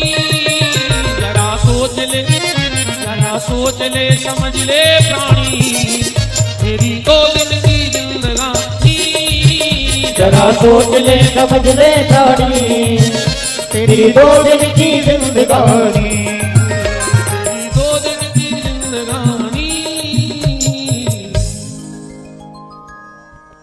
तो भैया अगर चिंता करोगे तो चिता मिलेगी, और चिंतन करोगे तो सच्चिदानंद परमात्मा की प्राप्ति हो जाएगी। इसलिए चिंता छोड़ो और भगवान का चिंतन कर डालो। चिंता छोड़ो और भगवान का चिंतन कर डालो। अब श्री सुखदेव जी को परीक्षित जी कथा सुनाने के लिए तैयार हुए और सबसे पहले 4 बातें बतानी। कौन कौन सी? जितासनो, जित श्वासो, जित संगो, जितेंद्रिया। जितासनो, सबसे पहले आसन जीतो। बार बार कथा में उठना बैठना नहीं चाहिए, अपराध है। आसन, जितासनो, आसन को जीतो। जित संगो, असंग हो जाओ। कथा में ऐसे बैठो जैसे कथा अकेले तुम्हारे लिए हो रही हो, दूसरा कोई कथा में है ही नहीं, सिर्फ तुम्हारे लिए कथा का वाचन हो रहा है। असंग, दुनिया से अलग हो जाओ। कैसे? रहो दुनिया में पर दुनिया से दूर रहो, न जग छोड़ो न हरि भूलो। माया छोड़ के कहां जाओगे? माया कहां नहीं है? अगर जंगल में गए तो जंगल क्या माया नहीं है? कहां जाओगे जंगल में? जंगल भी तो माया है। जग में रह के जगदीश के बन जाओ तो जगत में आना सार्थक हो जाएगा। जगत में रह के जगदीश को प्राप्त करो, जगत के हटके कहां जाओगे? न जग छोड़ो न हरि भूलो, करो कर्म जिंदगानी में। वो दुनिया में रहो ऐसे जैसे कमल रहता है पानी में। कमल कीचड़ में उगता है पर कीचड़ से ऊपर रहता है। ऐसे तुम संसार में रहो पर संसार से दूर रहो। जैसे नाव बिना पानी के थोड़ी चलेगी, पानी नहीं होगा तो नाव कहां चलाओगे?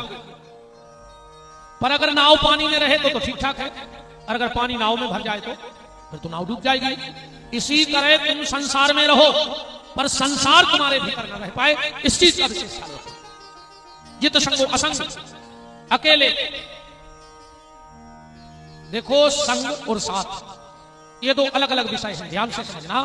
संग और साथ, साथ करो संसार का और संग करो परमात्मा का। साथ में संसार के रहो पर संसार का संग मत करो। संग तो करो फिर परमात्मा का या किसी महात्मा का। इसलिए भगवान सबरी से क्या कह रहे हैं? प्रथम भगति संतन कर संगा। संग करो, साथ नहीं लिखो कि संतों को साथ करो, संग करो। साथ में और संग में क्या अंतर है? अब मान के चलो साथ हमारा और आपका है कि नहीं है? आप लोग भी बैठो, हम भी बैठे हैं, ये साथ है। अब कुछ देर बाद अगर कोई हमें मिले कि महाराज जी पहचान गए, हम कहें नहीं यार हम तो नहीं पहचाने, अरे हम कथा में बैठे रहे, अब इसे तो बहुत जने बैठे। साथ है हमारा, हमारा संग नहीं। और साथ वालों से क्या प्रेम करना? बोलो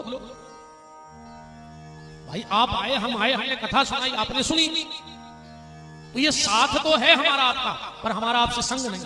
हम आपका संग नहीं करेंगे, क्यों करें? आपका संग करेंगे तो आप जैसे हम फंस जाएंगे संसार में।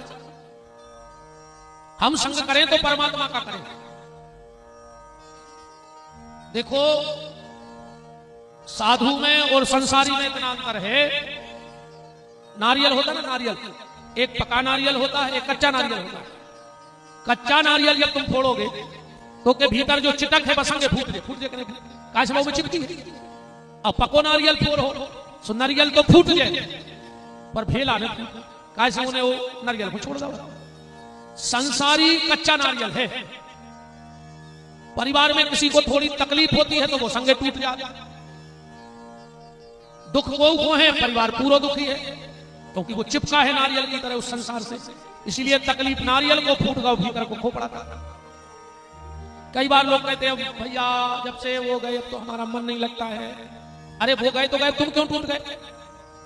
क्योंकि तुम चिपके थे। और महात्मा पके नारियल की तरह होते हैं, वो दुनिया से दूर है। नारियल फूट जाए वो नहीं टूटते। अच्छा बात जाए रिश्ते नातों की, तो तुम्हारों के तो गिने चुने रिश्तेदार होंगे, उन्हें जान पहचान वाले, पर महात्माओं के तो हजारों जान पहचान वाले नहीं है। तुम्हारों के तो भैया चलो तुम्हारे बहनोई के बहनोई से संबंध होंगे, मम्मा के ससुराल में एक दो रिश्तेदारी संवर जुड़ी हुई हो, पर महात्मा तो पूरी दुनिया से जुड़े, 50 जिले के सदस्य हैं, पर उनका साथ है, उनका संग नहीं है। तुम कहो तुम्हारे ऊपर जवाबदारी है तो तुम्हें तो 10-5 लोगों की जवाबदारी हुई है राशन पानी की, इतने तो हजारों लोग आश्रम में रह रहे। तुम्हारे यहां तो किलो 2 किलो राशन आता होगा, आश्रमों में तो कुंटलों दाल चावल एक महीना में भंडारे में चले जाते। तो जवाबदारी तो तुम लोगों से ज्यादा साधुओं की है। तुम्हें 4-6 लोगों के भोजन की व्यवस्था करनी है। यहाँ तो आश्रम में कई लोग रह रहे हैं, तुम सबकी व्यवस्था करनी है, पर वो भी साथ में हैं, उनसे संग नहीं है। ऐसे ही जैसे साधु साथ सबका करता है पर संग परमात्मा का करता है, ऐसे संसारी को भी साथ सबका करना चाहिए पर संग परमात्मा का ही करना चाहिए। संग तो परमात्मा का हो, साथ किसी का हो जाए कोई फर्क नहीं। असंग जितासनो जित श्वास जित संगो जितेंद्रिया, इंद्रियों पर विजय प्राप्त करो। अब परीक्षित जी ने प्रश्न किया, भगवान ने दुनिया क्यों बनाई? भगवान एक से अनेक कैसे हुए और अनेक से एक कैसे हो जाते हैं भगवान? सुखदेव जी कह रहे हैं, राजन, जैसा प्रश्न तुमने किया है ऐसा ही प्रश्न एक बार देवऋषि नारद ने ब्रह्मा जी से, मैत्रेय जी ने विदुर जी से, शौनक ऋषियों ने सूत जी से किया था, और उसका जो जवाब है वो मैं तुम्हें दे दूंगा। परीक्षित ने कहा, ये विदुर जी कौन थे? बोले, तुम्हारे पूर्वज। कैसे? एक बार एक राजा के यहां चोरी हुई। आज जब राजा के यहां चोरी हुई तो चोर धन को लेकर भाग रहे थे, पीछे पीछे सिपाही लगे थे। सिपाही घबरा गए, चोरों को कैसे पकड़े, और चोर जाके एक महात्मा की कुटिया में चले गए। महात्मा बैठे थे समाधि में। चोरों ने जल्दी जल्दी में वो धन रखा और चोर निकल गए। सिपाहियों ने सोचा ये कोई नकली महात्मा है, चोरी करता है, और हम लोग आए तो साधु बन के बैठ गया। पर वो कोई नकली महात्मा नहीं थे, वो थे महात्मा मांडव। महात्मा मांडव समाधि में बैठे थे। चोरों ने लगी समाधि में मांडव को उठाया और ले जाके राजा से बिना पूछे ही सूली पे चढ़ा दिया। 17 दिन हो गए, महात्मा मांडव मरे नहीं। चोर जल्लाद भी घबरा गए जिनने सूली पे चढ़ाया था, लगता है कोई असली महात्मा है। राजा के पास गए, चरणों में गिर गए, बोले, राजा साहब बहुत बड़ी गलती हो गई है, लगता है किसी सच्चे महात्मा को हमने सूली पे चढ़ा दिया। जैसे ही राजा गए तो राजा तो जानते थे कि ये महात्मा मांडव है, चरणों में गिर पड़े, सूली से उतरवाया। महाराज क्षमा कर दो, हमारे सिपाही जानते नहीं थे कि आप मांडव हो। मांडव ने कहा, राजा इसमें मेरा कोई दोष नहीं, मैं सीधा जाकर के यमराज से पूछूंगा कि किस अपराध के कारण मुझे 17 दिन सूली पर रहना पड़ा। मांडव सशरीर चले जाते थे यमपुरी। जैसे ही मांडव यमपुरी गए, धर्मराज घबरा गए। ध्यान से सुनियो, धर्मराज और यमराज ये अलग अलग नहीं, ये कहीं दो ही। हाँ, धर्मराज और यमराज अलग अलग नहीं है। फिर नाव अलग अलग आए हैं। जब दुष्टों का फैसला करते हैं तो यमराज बन जाते हैं, और जब भक्तों का फैसला करते हैं तो धर्मराज बन जाते हैं। नाम एक ही व्यक्ति हैं, दो नाम पर हैं। जैसे ही धर्मराज ने देखा कि मांडव आ रहे हैं, आइए महाराज विराजिए। बोले, धर्मराज उठा तेरा बही खाता और बता किस अपराध के कारण मुझे इतने दिन सूली पे रहना पड़ा। धर्मराज ने चित्रगुप्त को बुलाया, कहा इनका बही खाता खोलो। और जब बही खाता खुला तो बोले, महाराज जब आप 3.5 साल के थे, आपने कांटे से तितली के पृष्ठभाग पंख पर 17 छेद कर दिए थे, ऐसे तुम्हें 17 दिन सूली पे रहना पड़ा। मांडव बोले कि धर्मराज 3.5 साल का बच्चा जानता है कि गलत क्या है और अच्छा क्या है। ला, आज तेरे संविधान में मैं बदलाव करता हूं। और पहली बार मांडव ने ब्रह्मा के संविधान में बदलाव किया। जलेन काट में लिख दो। मांडव ने कहा 5 साल तक के बच्चे को उसके पाप का कोई प्रायश्चित नहीं भोगना पड़ेगा। 5 साल से 11 साल तक बच्चा जो भी करेगा उसका प्रायश्चित उसके माँ बाप को भोगना पड़ेगा। और 11 साल के बाद बच्चा जो करेगा उसका भोगता वो स्वयं होगा। मांडव ने ब्रह्मा के संविधान में बदलाव किया। धर्मराज को डर गए, अब तो ये श्राप दे हैं। पहले आदमी श्राप को बहुत डरा तो कि कोई श्राप ने दे देवे, कोई श्राप ने दे देवे। और आज कॉलोनी में वो सबसे खास कहावत है जो शाम को श्राप दे देवे, है ना। सबसे खास वही कहा जो श्राप दे देवे। और आजकल नए नए लड़कों की दोस्ती भी यही पे चल रही। वे कहते तुम्हें दोस्ती की कसम है, एक पे एक तो ले नहीं पा रहे। कछु कछु कहते नहीं पियो तो हम मरो नो देखो। हम सांगरे ने भाई ना हम मुंह पे लात धर देते तुरंत कि काल मरत के भाई मार जा, दारू खोरों से का दोस्ती बताओ। एक बात सुन लो प्यारे, जो व्यक्ति तुम्हें 2 जगह ले जाने लगे, एक जुआ के फड़ पे और दूसरे शराब के ठेका पे, समझ लेना वो इस कॉलोनी में तुम्हारा सबसे बड़ा दुश्मन है। वो नहीं चाहेगा तुम रोटी पर रोटी धर के खाओ, क्योंकि वो तो बर्बाद हो ही चुका, अब वो तुम्हें भी गलत रास्ते से ले जा रहा है। इसलिए दारू खोरों को कबंग न मानियो, इनकी कसमों को मतलब आए। और ऐसे कसमों से मरत नहीं है। चाहे की झूठी कसम खा ले तो वो मार जातो। न रिपोर्ट न थानो न कचहरी न वकील, ऐसी दोस्ती कबंग न करिगो। और 3 जनों से तो दोस्ती करिगो, इन्हें गाली वारे से आजकल नए लड़कों में एक अलग फैशन चली है, ये एक दूसरे को गाली दे के बात करा, कहूं कहूं तो इतनी गंदी गाली देते, माँ बहन की गाली दे के बात करा दोस्त। अरे बाप ने अगर शाम को जोर से पूछ ली कहा इतने बजे में कहाँ आते, तुमने बाप से बोले वो बंद कर दो, और दोस्त को तुम्हें माँ बहन की गाली दे रहा हो फिर भी तुम करे में हाथ डाले फिर मुंह पे लात धर के कुचल दे, अगर कोई ऐसी गाली दे रहा हो तो वो तुम्हारा दोस्त नहीं हो सकता। अब बिल्कुल ऐसी दोस्ती खत्म कर दी हो जो दोस्त माँ बहन की गाली देता हो तो मुंह में लात मारी को बिल्कुल सीधी जो हुई सो देख ली अपन बाद में, तो पहल तो एक लात तो अच्छी जूता पैर दे दियो मुंह में निपटा तरह फिर जो कचूचे सो देख लियो। सबसे पहले गाली वाले से दोस्ती खत्म कर देना, दूसरा थाली वाले से जो तुम्हारी थाली में खाए और उसी में छेद करे उससे दोस्ती मत करना, और तीसरा प्याली वाले से, गाली वाले से, थाली वाले से और प्याली वाले से, इनसे दोस्ती खत्म कर दो, ये किसी काम से नहीं। राम मांडव के सामने धर्मराज ने हाथ जोड़े कहा गुरुदेव मुझे पता है कि तुम श्राप दोगे तो हमें 3 श्राप दियो। बोले कहा सबसे पहले मुझे राजा बनने का श्राप मत देना। क्यों?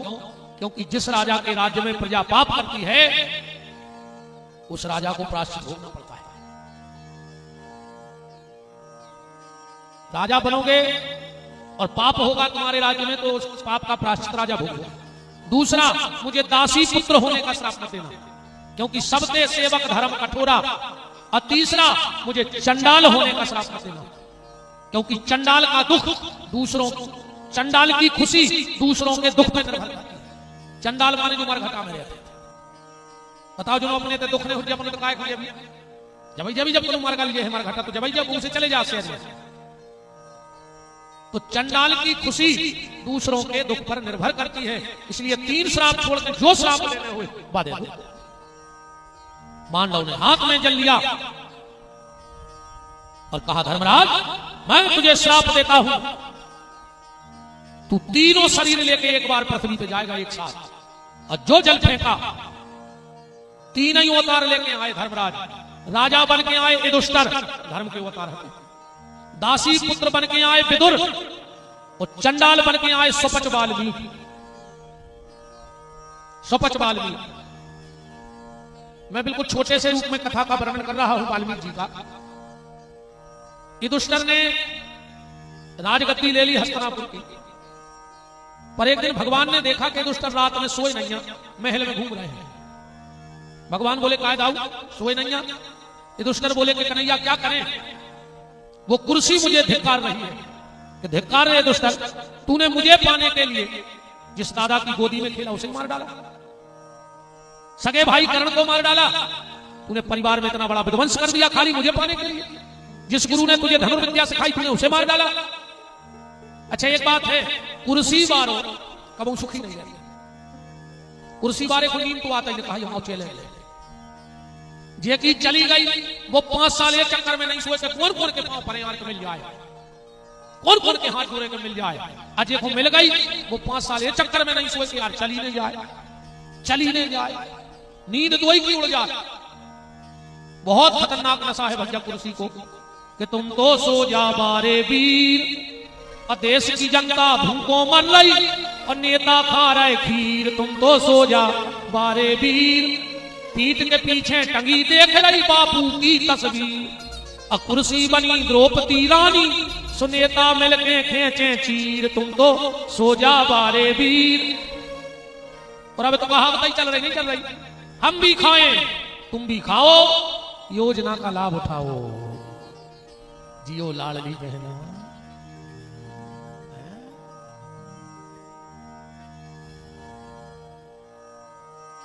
एक नेताजी आया, बोले गुरुजी हम आओ मोड़ा जुआ खेल रहा हो, कछ उपाय। हमने कहा तुम सरकारी पैसा पेल लाए सो मोड़ा जुआ खेल रहे। बिल्कुल सीधी सी बात है, जैसो अधर्म को भी करे जे ऐसा ही बाहर निकाले।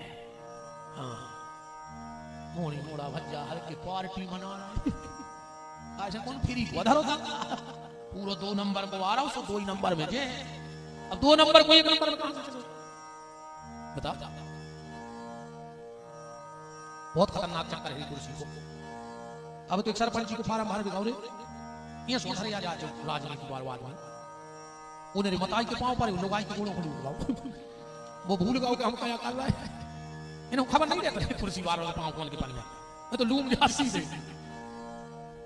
तो घर से लेकर आते तो शुरू घर से कराते पार मोरेंगे खत्म। बहुत ही खतरनाक नशा है दद्दा।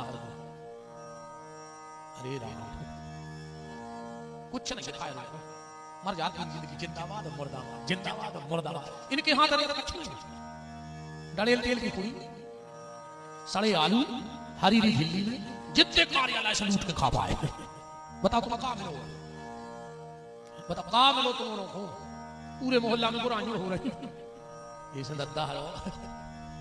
अच्छा एक नाव से चलो, अच्छा आदमी कौन के हो, आदमी कौन को बात तुम्हारे किताबों की जवाब भाईचारों का, आदमी कौन के हो, भाईचारों के। अब भाईचारों के आदमी नहीं है, अब देखो देखो वही कहते हम भज्जा के आदमी ने, वो भज्जा को शर्म लग रहा है कि वो कितने रात अन्य तुम्हारों में शर्म लग रही कि तुम आदमी बने सोरी भज्जा के।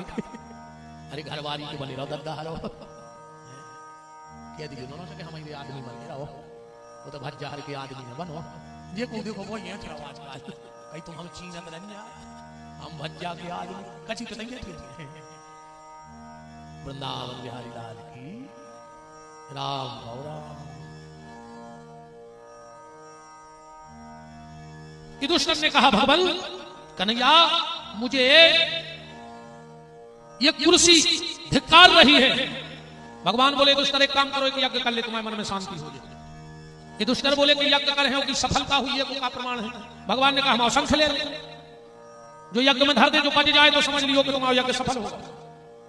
युधिष्ठिर ने बड़े बड़े विद्वान आचार्य ब्राह्मण बुलवाए, यज्ञ प्रारंभ हो गया, यज्ञ होगा, भंडारो भाव,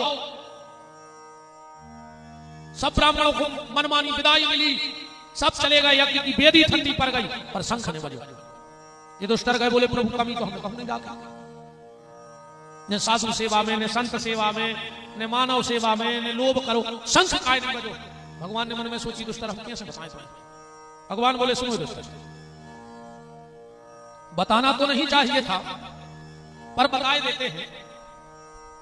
अभी तुम्हारे हस्तिनापुर में एक भक्त भूखा बैठा है और वो इतना बड़ा भक्त है, इतना बड़ा भक्त है कि उसकी सानी का भक्त पूरे हस्तिनापुर में नहीं है। पर उन्हें हमसे वचन लो तो कि हम उजागर न हो जाएं, हम आओ भजन गुप्त रहे, और आज को भजन उजागर चल रहा है। तीन चीजें पर्दा में रखने थी, सो तीन ही रोड पे आ गए। शास्त्रों ने कही है तीन चीजों को पर्दा में रख लो, भोजन सुबह आ गओ बफर पे, भोजन गुप्त होना चाहिए, भोजन करते वक्त किसी अरे गहरे की नजर न पड़ जाए भोजन पे, भोजन गुप्त होने दो, भजन गुप्त होने दो, सो भजन आडंबर बन गओ। आदमी होने शिवरात्रि से मतलब आए, जन्माष्टमी से तो फोटो से मतलब है, बस हम एक फोटो खींच के भट डाल दे में, तब गोमिया गोभी पर जाते एक आदमी ने फेसबुक पे फोटो डाल दे कि पूरे परिवार के साथ महाकाल का दर्शन। वही रात में चोरी हो गई घरे, जब घरे कोई नहीं पड़ गया भाई आके तो महाकाल के नाम थे। कोशिश करो कि भजन का प्रदर्शन ना हो। भोजन का प्रदर्शन हो गया, भजन का प्रदर्शन हो गया। अब तीसरी बात कहने में कड़वी है, घर के सम्मान को भी पर्दे में रहना था, सो रोडों पे ले आया पर्दा, ले आए करिए, संकेत में समझ गए। घर की माताएं अगर मंदिर जाएं तो हमारे घर की मान मर्यादा, हमारे घर की महिलाएं मंदिर नहीं जाएं, और बारात में रोड पे नच रहे, जब कहां धर दी नाक काटते हैं, बताओ, जब रोड पे नचत जा रहे, जब कहां मान सम्मान। तीन चीजों को पर्दे में रखना था, क्योंकि ये तीन चीजें बहुत कीमती हैं, इनसे कीमती संसार में कुछ नहीं है। भोजन, भजन और घर की नारी, ये सबसे ज्यादा कीमती है, ये हीरे से भी ज्यादा कीमती है। मेरी माताएं बहनें, सब सीताराम। भगवान बोले कि उसने अपने भजन को गुप्त रखने को कहा है, और अब तुम्हारा तुम भी भक्त हो, वो भी भक्त है, और भक्त भक्त से मिल जाए तो कोई दिक्कत नहीं। ठीक है, तो हमको बुलवा के भोजन करें दे रहे, जाओ नकुल बुला के ले आओ। सुपसों का मोहल्ला था, हल्ला मच गया कि महाराज नकुल आ रहे, और एक वाल्मीकि जी को चल अरे महाराज आप और हम आए थे, हमें बुला लो हो तो। नकुल बोले कि तुम्हारा निमंत्रण है हमारे घर। वाल्मीकि जी बोले महाराज निमंत्रण तो साधु को होते, ब्राह्मण को होते, कन्याओं को होते, हम जाति के सुपच हमाओ काय को नहीं हो तो। नकुल बोले कि नाटक न करो, भगवान ने सब बता दी तुम्हारे बारे में। वाल्मीकि जी समझ गए कि प्रभु की कछु लीला है। बोले तुम्हें हमें भोजन कराने? बोले हाँ। तो बोले हमारी प्रतिज्ञा है, हम भोजन उसके यहां करते हैं जिन्हें 100 यज्ञ कर लाए। अब नकुल ने सोची ये कई को तो शंकर नहीं बाज रहा हो, पूरे घर के भर जाके रहो, जो कह रहा हूं 100 यज्ञ। ठीक है तो हम भैया बता दे रहे। वाल्मीकि जी बोले कि पीछे पाँव धारी के नसर के टुकड़ा टुकड़ा। नकुल ने कहा और भाभी बन के गया। सहदेव आए वे भी खड़े, अर्जुन आए वे भी खड़े, भीम आए वे भी खड़े, दुष्टर आए वे भी खड़े, सर सजा के पीछे पाँव रखना नहीं। अब जब पांचों ना लौटे तो द्रौपदी ने कहा कन्हैया भैया चलो तुम चलो संगे। भगवान को लेकर द्रौपदी गई, कहा भैया वाल्मीकि चलो भोजन है। वाल्मीकि जी बोले महारानी जी कलने पर शर्त है जिसने 100 यज्ञ किए हो। द्रौपदी बोली हम आए होगा 1000, तुम 100 की बात कर रहे, चल चल। पांडवों ने सोची जो अंदर से आप कथा नहीं भाई, कौन यज्ञ में बैठा था कबे कर लाए तुमने यज्ञ? द्रौपदी बोली प्रभु शास्त्रों को तो मानते हो? वाल्मीकि जी बोले हाँ। तो बोले शास्त्रों में कि संत मिलन को चालिए तज माया अभिमान, और ज्यों ज्यों पग आगे परे सुकोटिन यज्ञ समान। हम आपसे मिलने पैदल आए हैं, और जिसकी तारीफ स्वयं मेरा कन्हैया करे तो उससे बड़ा संत कौन हो सकता है? तो हम 1000 कदम तुम्हारे तक आए तो हमारे 1000 यज्ञ हो गए। वाल्मीकि जी बोले अब हम तुम्हारे घर भोजन करने आएंगे। द्रौपदी बोली तो भीतर ही आ गई। वाल्मीकि बोले नहीं नहीं तुम तो जहां तुम्हारा कूड़ा कचरा गिरा थे तो हमें बैठा दियो, और जो जूठन हो बदे ठीक है आ जाना फिर देखते। भगवान बोले द्रौपदी अच्छे भोजन बने, वाल्मीकि अपने हाथ से बने। एक बात और माता आपसे कह दे, भगवान ने तुम्हें पैसा दिया बहुत अच्छी बात है, उन्हें पैसा सब कुछ नहीं हो, ध्यान से सुनो। भगवान ने अगर तुम्हें पैसा दिया है तो तुम भाग्यशाली हो, ठीक? अगर पैसा दिया है तो तुम भाग्यशाली हो, पर पैसा के संग कहूं स्वस्थ बताओ, अकेले पैसा कछु नहीं करे। तुम्हारे नगर में जैसे 50 सेठ धरे होंगे जिनको पता नहीं कितना पैसा है उन्हें, डॉक्टर ने कह दी मार जाओ तेल को बूंदा करे के भीतर सरा गाओ, मार जाओ क्यों करे हो नहीं होता है बड़ो है विधि सा नहीं। ड्राइवर ने ढाबा के गाड़ी लगाई 8 फल पैसा दाए मालक ने, तो जब मालक को नंबर आओ तो मूंग की दाल नीचे चम्मच से सीधा। अब बताओ सुखी वो ड्राइवर है कि मालक? हमें तो तुमने बता दिया उसे अच्छी तरह पानी पथरा पचा ले, करोड़ों की जायदाद धरे और पी रहा है मूंग को पानी। तो बताओ सुखी को कहा जो दिन भर माटी फेंक रहा 18 रोटी रगड़ के घोड़ा करा बहुत सुखी है कैसे चीज? क्या पैसा वारी हरी नींद नहीं आए? 50,000 को बिस्तरा, 50,000 को पलका, 5 लाख को कमरा, 1 लाख को एसी, 3 नींद की गोली खाता, रात भर उल्लू पंखा देखा थे तो सवेरे कदम वहां फिर लग जाके थे। अब बताओ सुखी को कहा पैसा है तुम भाग्यशाली हो, स्वस्थ है तुम सौभाग्यशाली हो, पर पैसे और स्वस्थ के साथ अगर तुम्हारे जीवन में सत्संग है तो तुम परम भाग्यशाली हो। निवेदन में ये कर रहा था आपसे, आपके घर में अगर बर्तन वाली भी लगी है तो ठाकुर जी की कृपा है, तुम अपने बर्तन तो बर्तन वाली से धुलवाना, पर जितने ठाकुर जी के बर्तन हो वो अपने हाथ से बनाना, ठीक?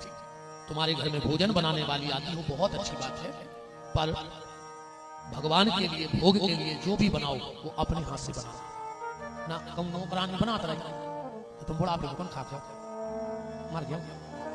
हाँ ध्यान रख लो, ऐसी बीमारी है भगवान कि जब तुमने हमारे वासन नहीं हुए तब घर ही रहो, बहुत खराब मार हो। इस शरीर को उपयोग करते रहिए। ठाकुर जी के मंदिर में तुम्हारे पूरे घर में झाड़ू पोछा लगाने वाला आए, पर जितना स्थान ठाकुर जी का हो उतनी जगह अपने हाथ से झाड़ू पोछा लगाना, क्योंकि तुम सेठ तो हो सकते हो पर सांवरिया सेठ से आगे नहीं हो सकते। तुम पैसे वाले हो सकते हो पर परमात्मा से बड़े वाले नहीं हो सकते। इसलिए ठाकुर जी के बर्तन, ठाकुर जी के मंदिर में झाड़ू पोछा और ठाकुर जी का भोग अपने हाथ से। फिर देखो तो कृपा द्रौपदी से भगवान ने कहा द्रौपदी बहुत सारे नौकर चाकर हैं पर संत घर में पधार रहे हैं तो तुम प्रसादी बनो। कभी तुम्हारे घर में भी कोई साधु संत का देवता हो जीवने आवे प्रसादी पाने आवे तो तुम अपने हाथ से भोजन बना के खराब, उसका आनंद अलग है। वो प्रसाद होगा, वरना फॉर्मेलिटी है। नहीं तुम लोगों को कछु फल मिलने आए, अपने हाथ से सेवा करो साधु की और भगवान की। द्रौपदी ने भोजन बनाया, वाल्मीकि जी आए, भोजन किया और चले गए। शंख ने बजो। युधिष्ठिर जी बोले काय प्रभु, तुमने यार तन्नक से आदमी के हाथ जुड़वा दे हमारे पूरे घर से, बताओ हमारे हाथ जुड़े फिर कल से है वो बे असंख बजो नहीं। भगवान की नाम लाल युधिष्ठिर, तेरे घर में मेरे भक्त का अपमान हो गया है, तेरी जगह किसी और ने किया होता तो अभी तक तो हम क्या करते वो हमें पता नहीं। बताओ किसने अपमान किया मेरे वाल्मीकि भगत का। द्रौपदी बोली भैया हमसे गलती हो गई। क्या गलती कर दी तूने? बोले भैया मैंने 56 भोग बनाए, वाल्मीकि जी को परोसे, उनने सब खर्च कर लिया। खिचड़ी बना खा के चलेगा। हमारे मन में आ गई कि गरीब आदमी बाप आज में खाओ है नहीं, वो खा जाने स्वाद हम मर गए रात भर अलग अलग आइटम बना के, और उन्हें सब इकट्ठे करके खा गए। भगवान बोले पुलिस में जाओ आप कि वाल्मीकि ने ऐसा क्यों किया। द्रौपदी गई, भैया वाल्मीकि बता दो तुमने मिला के भोजन क्यों किया। और वाल्मीकि जी का उत्तर सुना। वाल्मीकि जी बोले कि महारानी, जब आपने मुझे भोजन परोसा मैंने उस पर अर्घ लगाया, तुलसी पत्र रखा तो वो बन गया भगवान का प्रसाद। अब अगर मैं पहले मीठा खाता तुझे जीभ है बहुत चटाऊ, जब कहती कि मीठा मीठा खा रहे छोड़ दे खटाई खाओ तो मिठाई को अपमान नहीं हो जाता। और अगर हम खटाई खटाई खाते तो जब जीभ कहती कि खटाई खटाई खा रहे मिठाई खाओ तो खटाई को अपमान हो जाता। और हम भगवान के प्रसाद को अपमान करो नहीं चाहे तो हमने सब इकट्ठा खाओ, जीभ को पता ही नहीं पड़ता खटाई का आया मिठाई का आया, तो भगवान के प्रसाद का अपमान होगा, इसलिए मैंने मिला लिया। भगवान बोले देखो द्रौपदी ये है वाल्मीकि जो मेरे प्रसाद का भी अपमान नहीं करना चाहता। भगवान का भक्त भी ऐसा ही होता है जो जीव का अपमान नहीं करता, जितना करेगा सबका सम्मान नहीं करेगा। ये थे सुपथ वाल्मीकि। विदुर जी कौन थे? सुखदेव जी कह रहे हैं परीक्षित जी, महाभारत का युद्ध प्रारंभ नहीं हुआ था। एक दिन विदुर जी ने धृतराष्ट्र से जाके कहा कि धृतराष्ट्र देखो एक बात और सुनो ध्यान से, शब्द देखो, धृतराष्ट्र, धृत माने धूर्त, राष्ट्र माने राजा। धृतराष्ट्र अच्छा राजा नहीं, धूर्त है। जब राजा खराब होगा तो उसी के घर में दुर्योधन होगा कि नहीं होगा। दुर माने बुरा, धन माने पैसा। जब राजा खराब होगा तो संपत्ति उसके घर में खराब ही जाएगी, और उसी का छोटा भाई को दुशासन होगा कि नहीं होगा। खराब शासन ही दुशासन है। जब राजा खराब है, पैसा खराब आएगा तो शासन भी खराब ही करेगा। और दुशासन क्या करेगा? बोले द्रौपदी को नग्न कर देगा। चाल चलेगा नग्न करने की द्रौपदी को कि नहीं?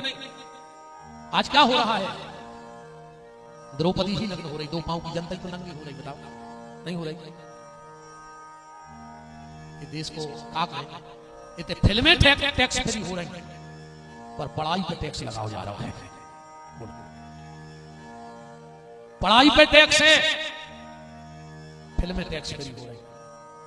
मेरा निवेदन है फिल्मों पे टैक्स बढ़ा दो, पर स्वास्थ्य और शिक्षा को टैक्स फ्री कर दो।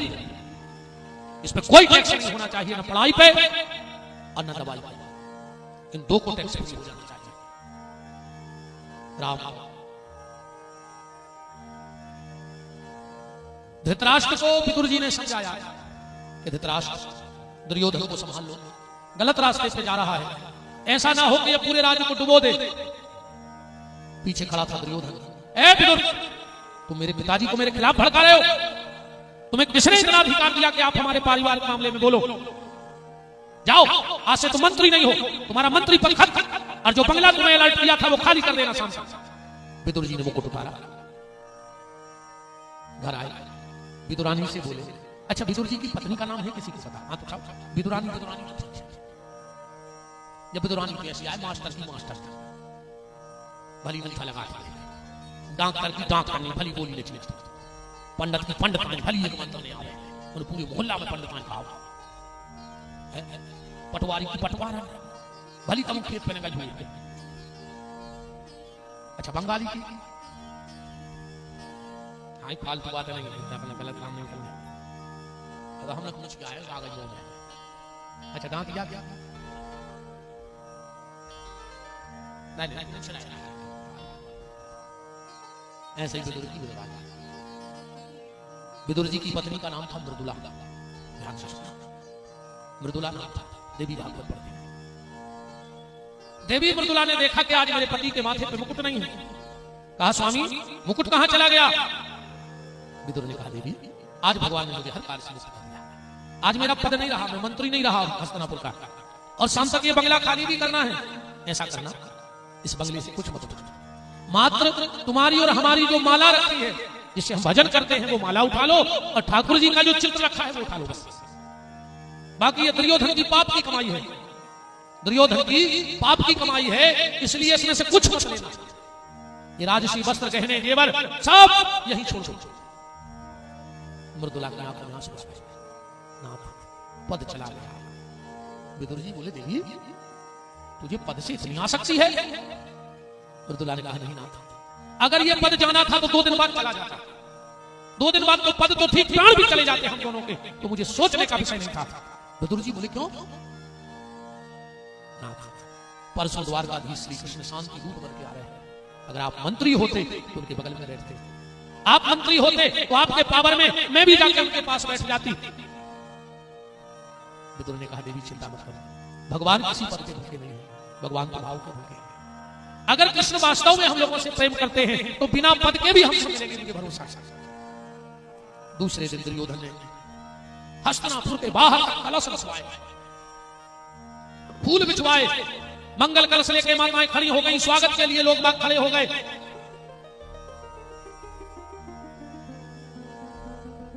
विदुर जी भी भीड़ में खड़े हुए, क्योंकि पद तो है, अब तो आम नागरिक।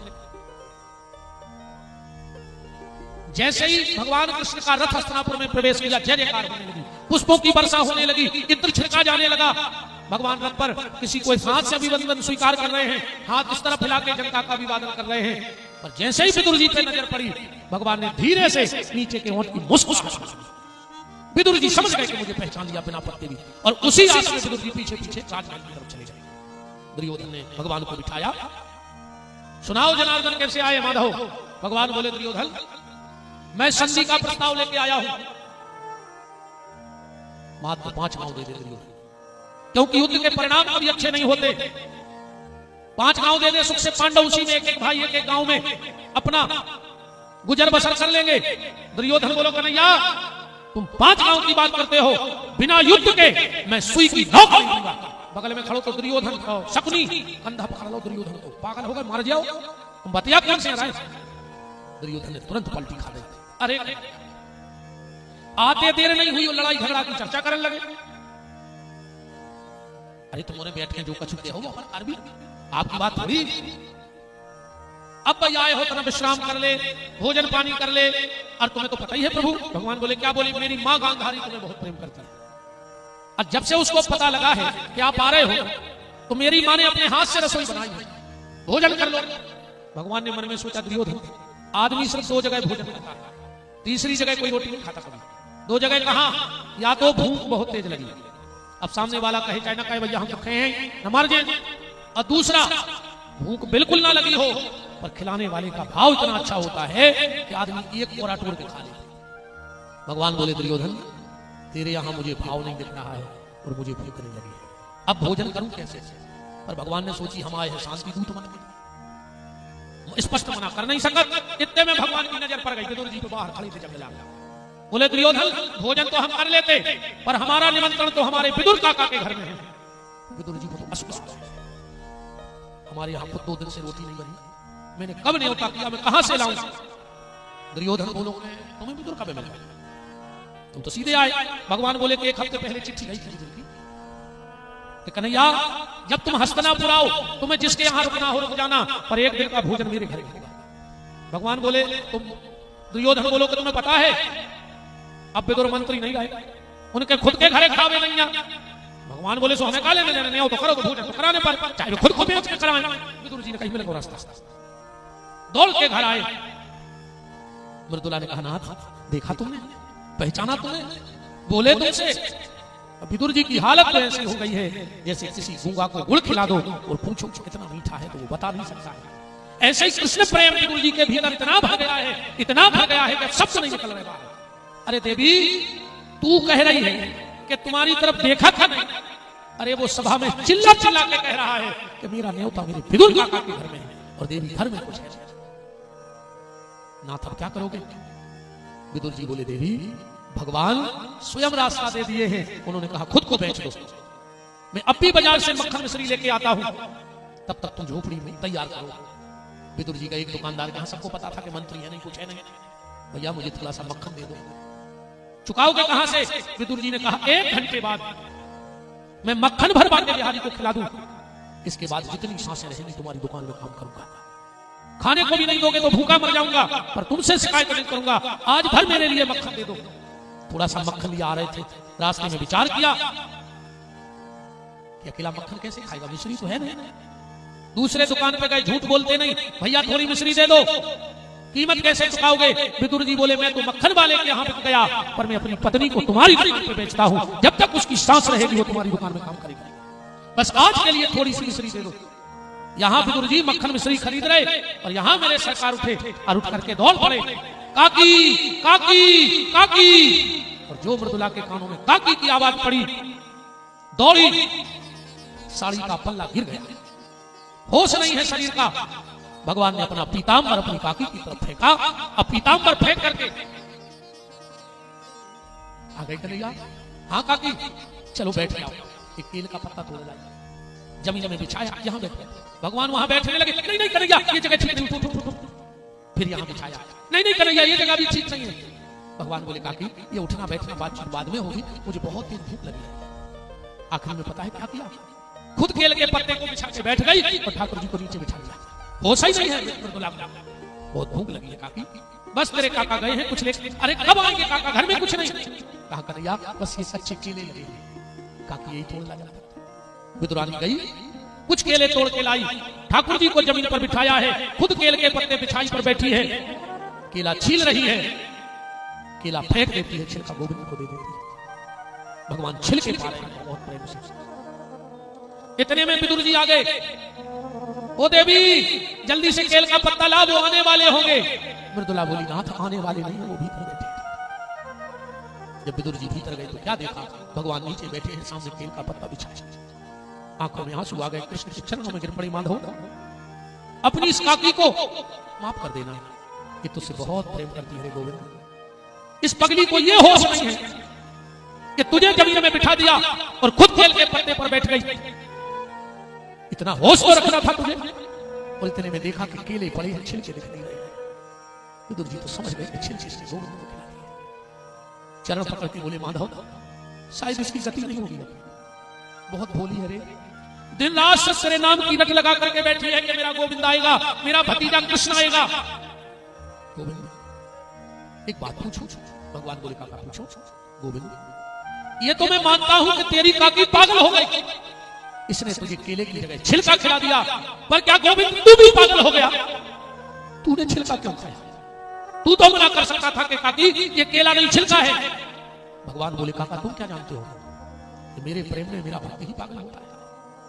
अरे जितना मेरा भक्त मेरे लिए पागल होता है, उससे कई गुना मैं अपने भक्त के लिए पागल हो जाता हूं। जैसे मेरी काकी को यह होश नहीं है कि इसने केला खिलाया के छिलका, तो काका मुझे भी होश नहीं है कि मैंने केला खाया के छिलका।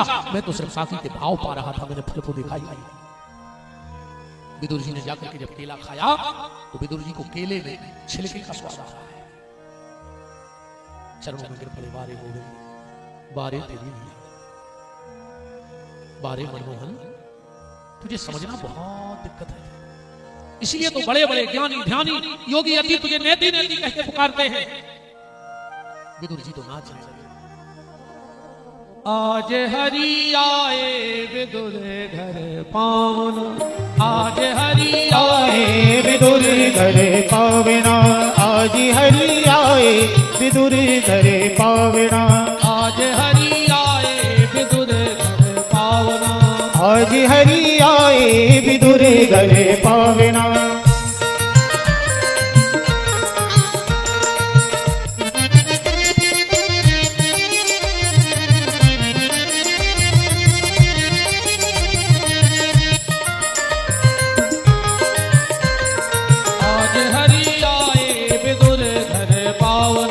आज हरि आए विदुर घर पावना, आज हरि आए विदुर घर पावना, आज हरि आए विदुर घर पावना।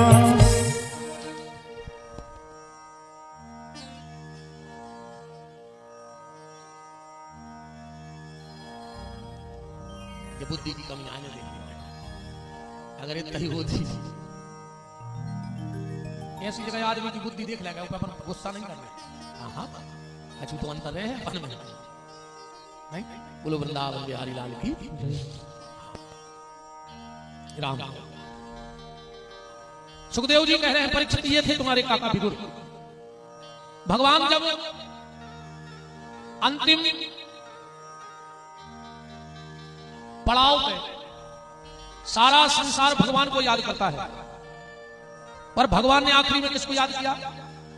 भागवत जी में शायद आप लोगों ने सुना होगा, जब उद्धव जी भगवान के पास गए तो भगवान ने आखिरी में विदुर जी को याद किया।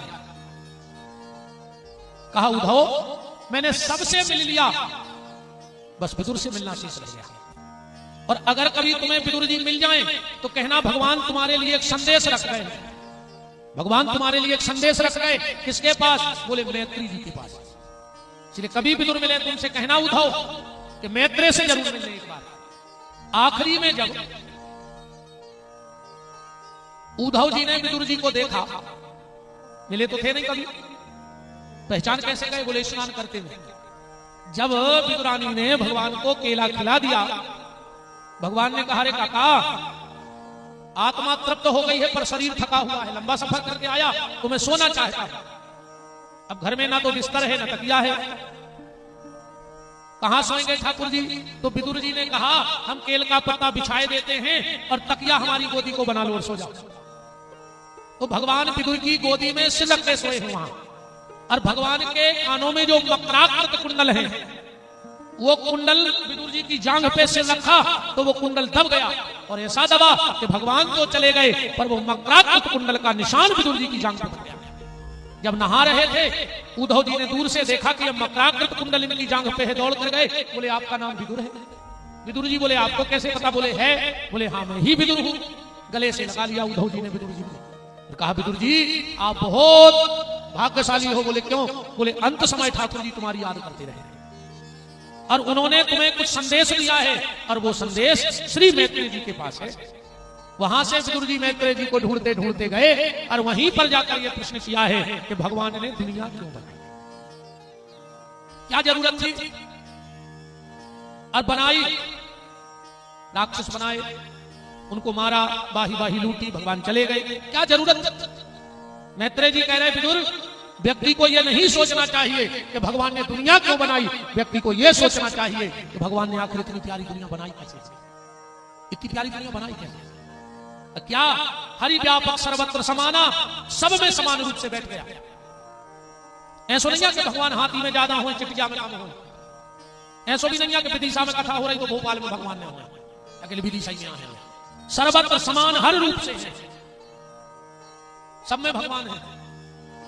एक बार एक महात्मा जी निकले विदिशा से, जैसे एक गैलरी में बैठ गए, भीतर 4-5 बाल बच्चे लड़ रहे थे। एक के लगो हम हाथी खे हैं, एक के लगो हम घोड़ा खे हैं, एक के लगो हम ऊंट खे हैं। बाबा जी को तो पसीना आ गया कि धन्यरे विदिशा के बाल बच्चे हाथी खावे की दम राखे, ऊंट खावे की दम राखे। बाबा जी ने सोची ऐसे बालकों के तो दर्शन करो। चलिए खिड़की में हो झांक में देखे तो क्या देख रहा है कि गड़िया खुल्ला धार के लड़ रहे थे। गड़िया खुल्ला तो जाना शक्कर के बना खिलौना, बेरंग में लड़ रहे थे। अब हाथी भी है, घोड़ा भी है, ऊंट भी है, पर असल में क्या है? शक्कर है। ऐसे ही अपन भले अलग अलग है पर असल में तो सबके भीतर आत्मा रूपी परमात्मा ही विराजे है। सबके भीतर एक समान रूप से भगवान विराजे हैं। एक से अनेक, अनेक से एक कैसे हो भगवान? एक घर में एक माता जी के लगा सोने की ईंट रखी थी। देखिए एक से अनेक और अनेक से एक कैसे हो। पत्नी बोली पति से कि जैसे सोने की ईंट रखी है, धरी रहे जेवर ने बनवा दे। पति सोने की ईंट लेके पहुंचो दुकान पे, बोले को जेवर बनाओ। एक हटी ईंट, कोई के कानों के झुमका बन गए, नाक की नथ बन गई, गेंदा बन गया, मंगल सूत्र, बाजू बंद, चुड़िया, करधनी, अंगूठी। ईंट तो हती है पर कितने जेवर बन गए अलग अलग। 2-3 महीना पत्नी ने प्यारे एक दिन पति से बोली कि सुनो तुम तो ईंट बनवा दे। बोले काय? बोले वो सोनो घोर रहा हो। तो सब मिटा के फिर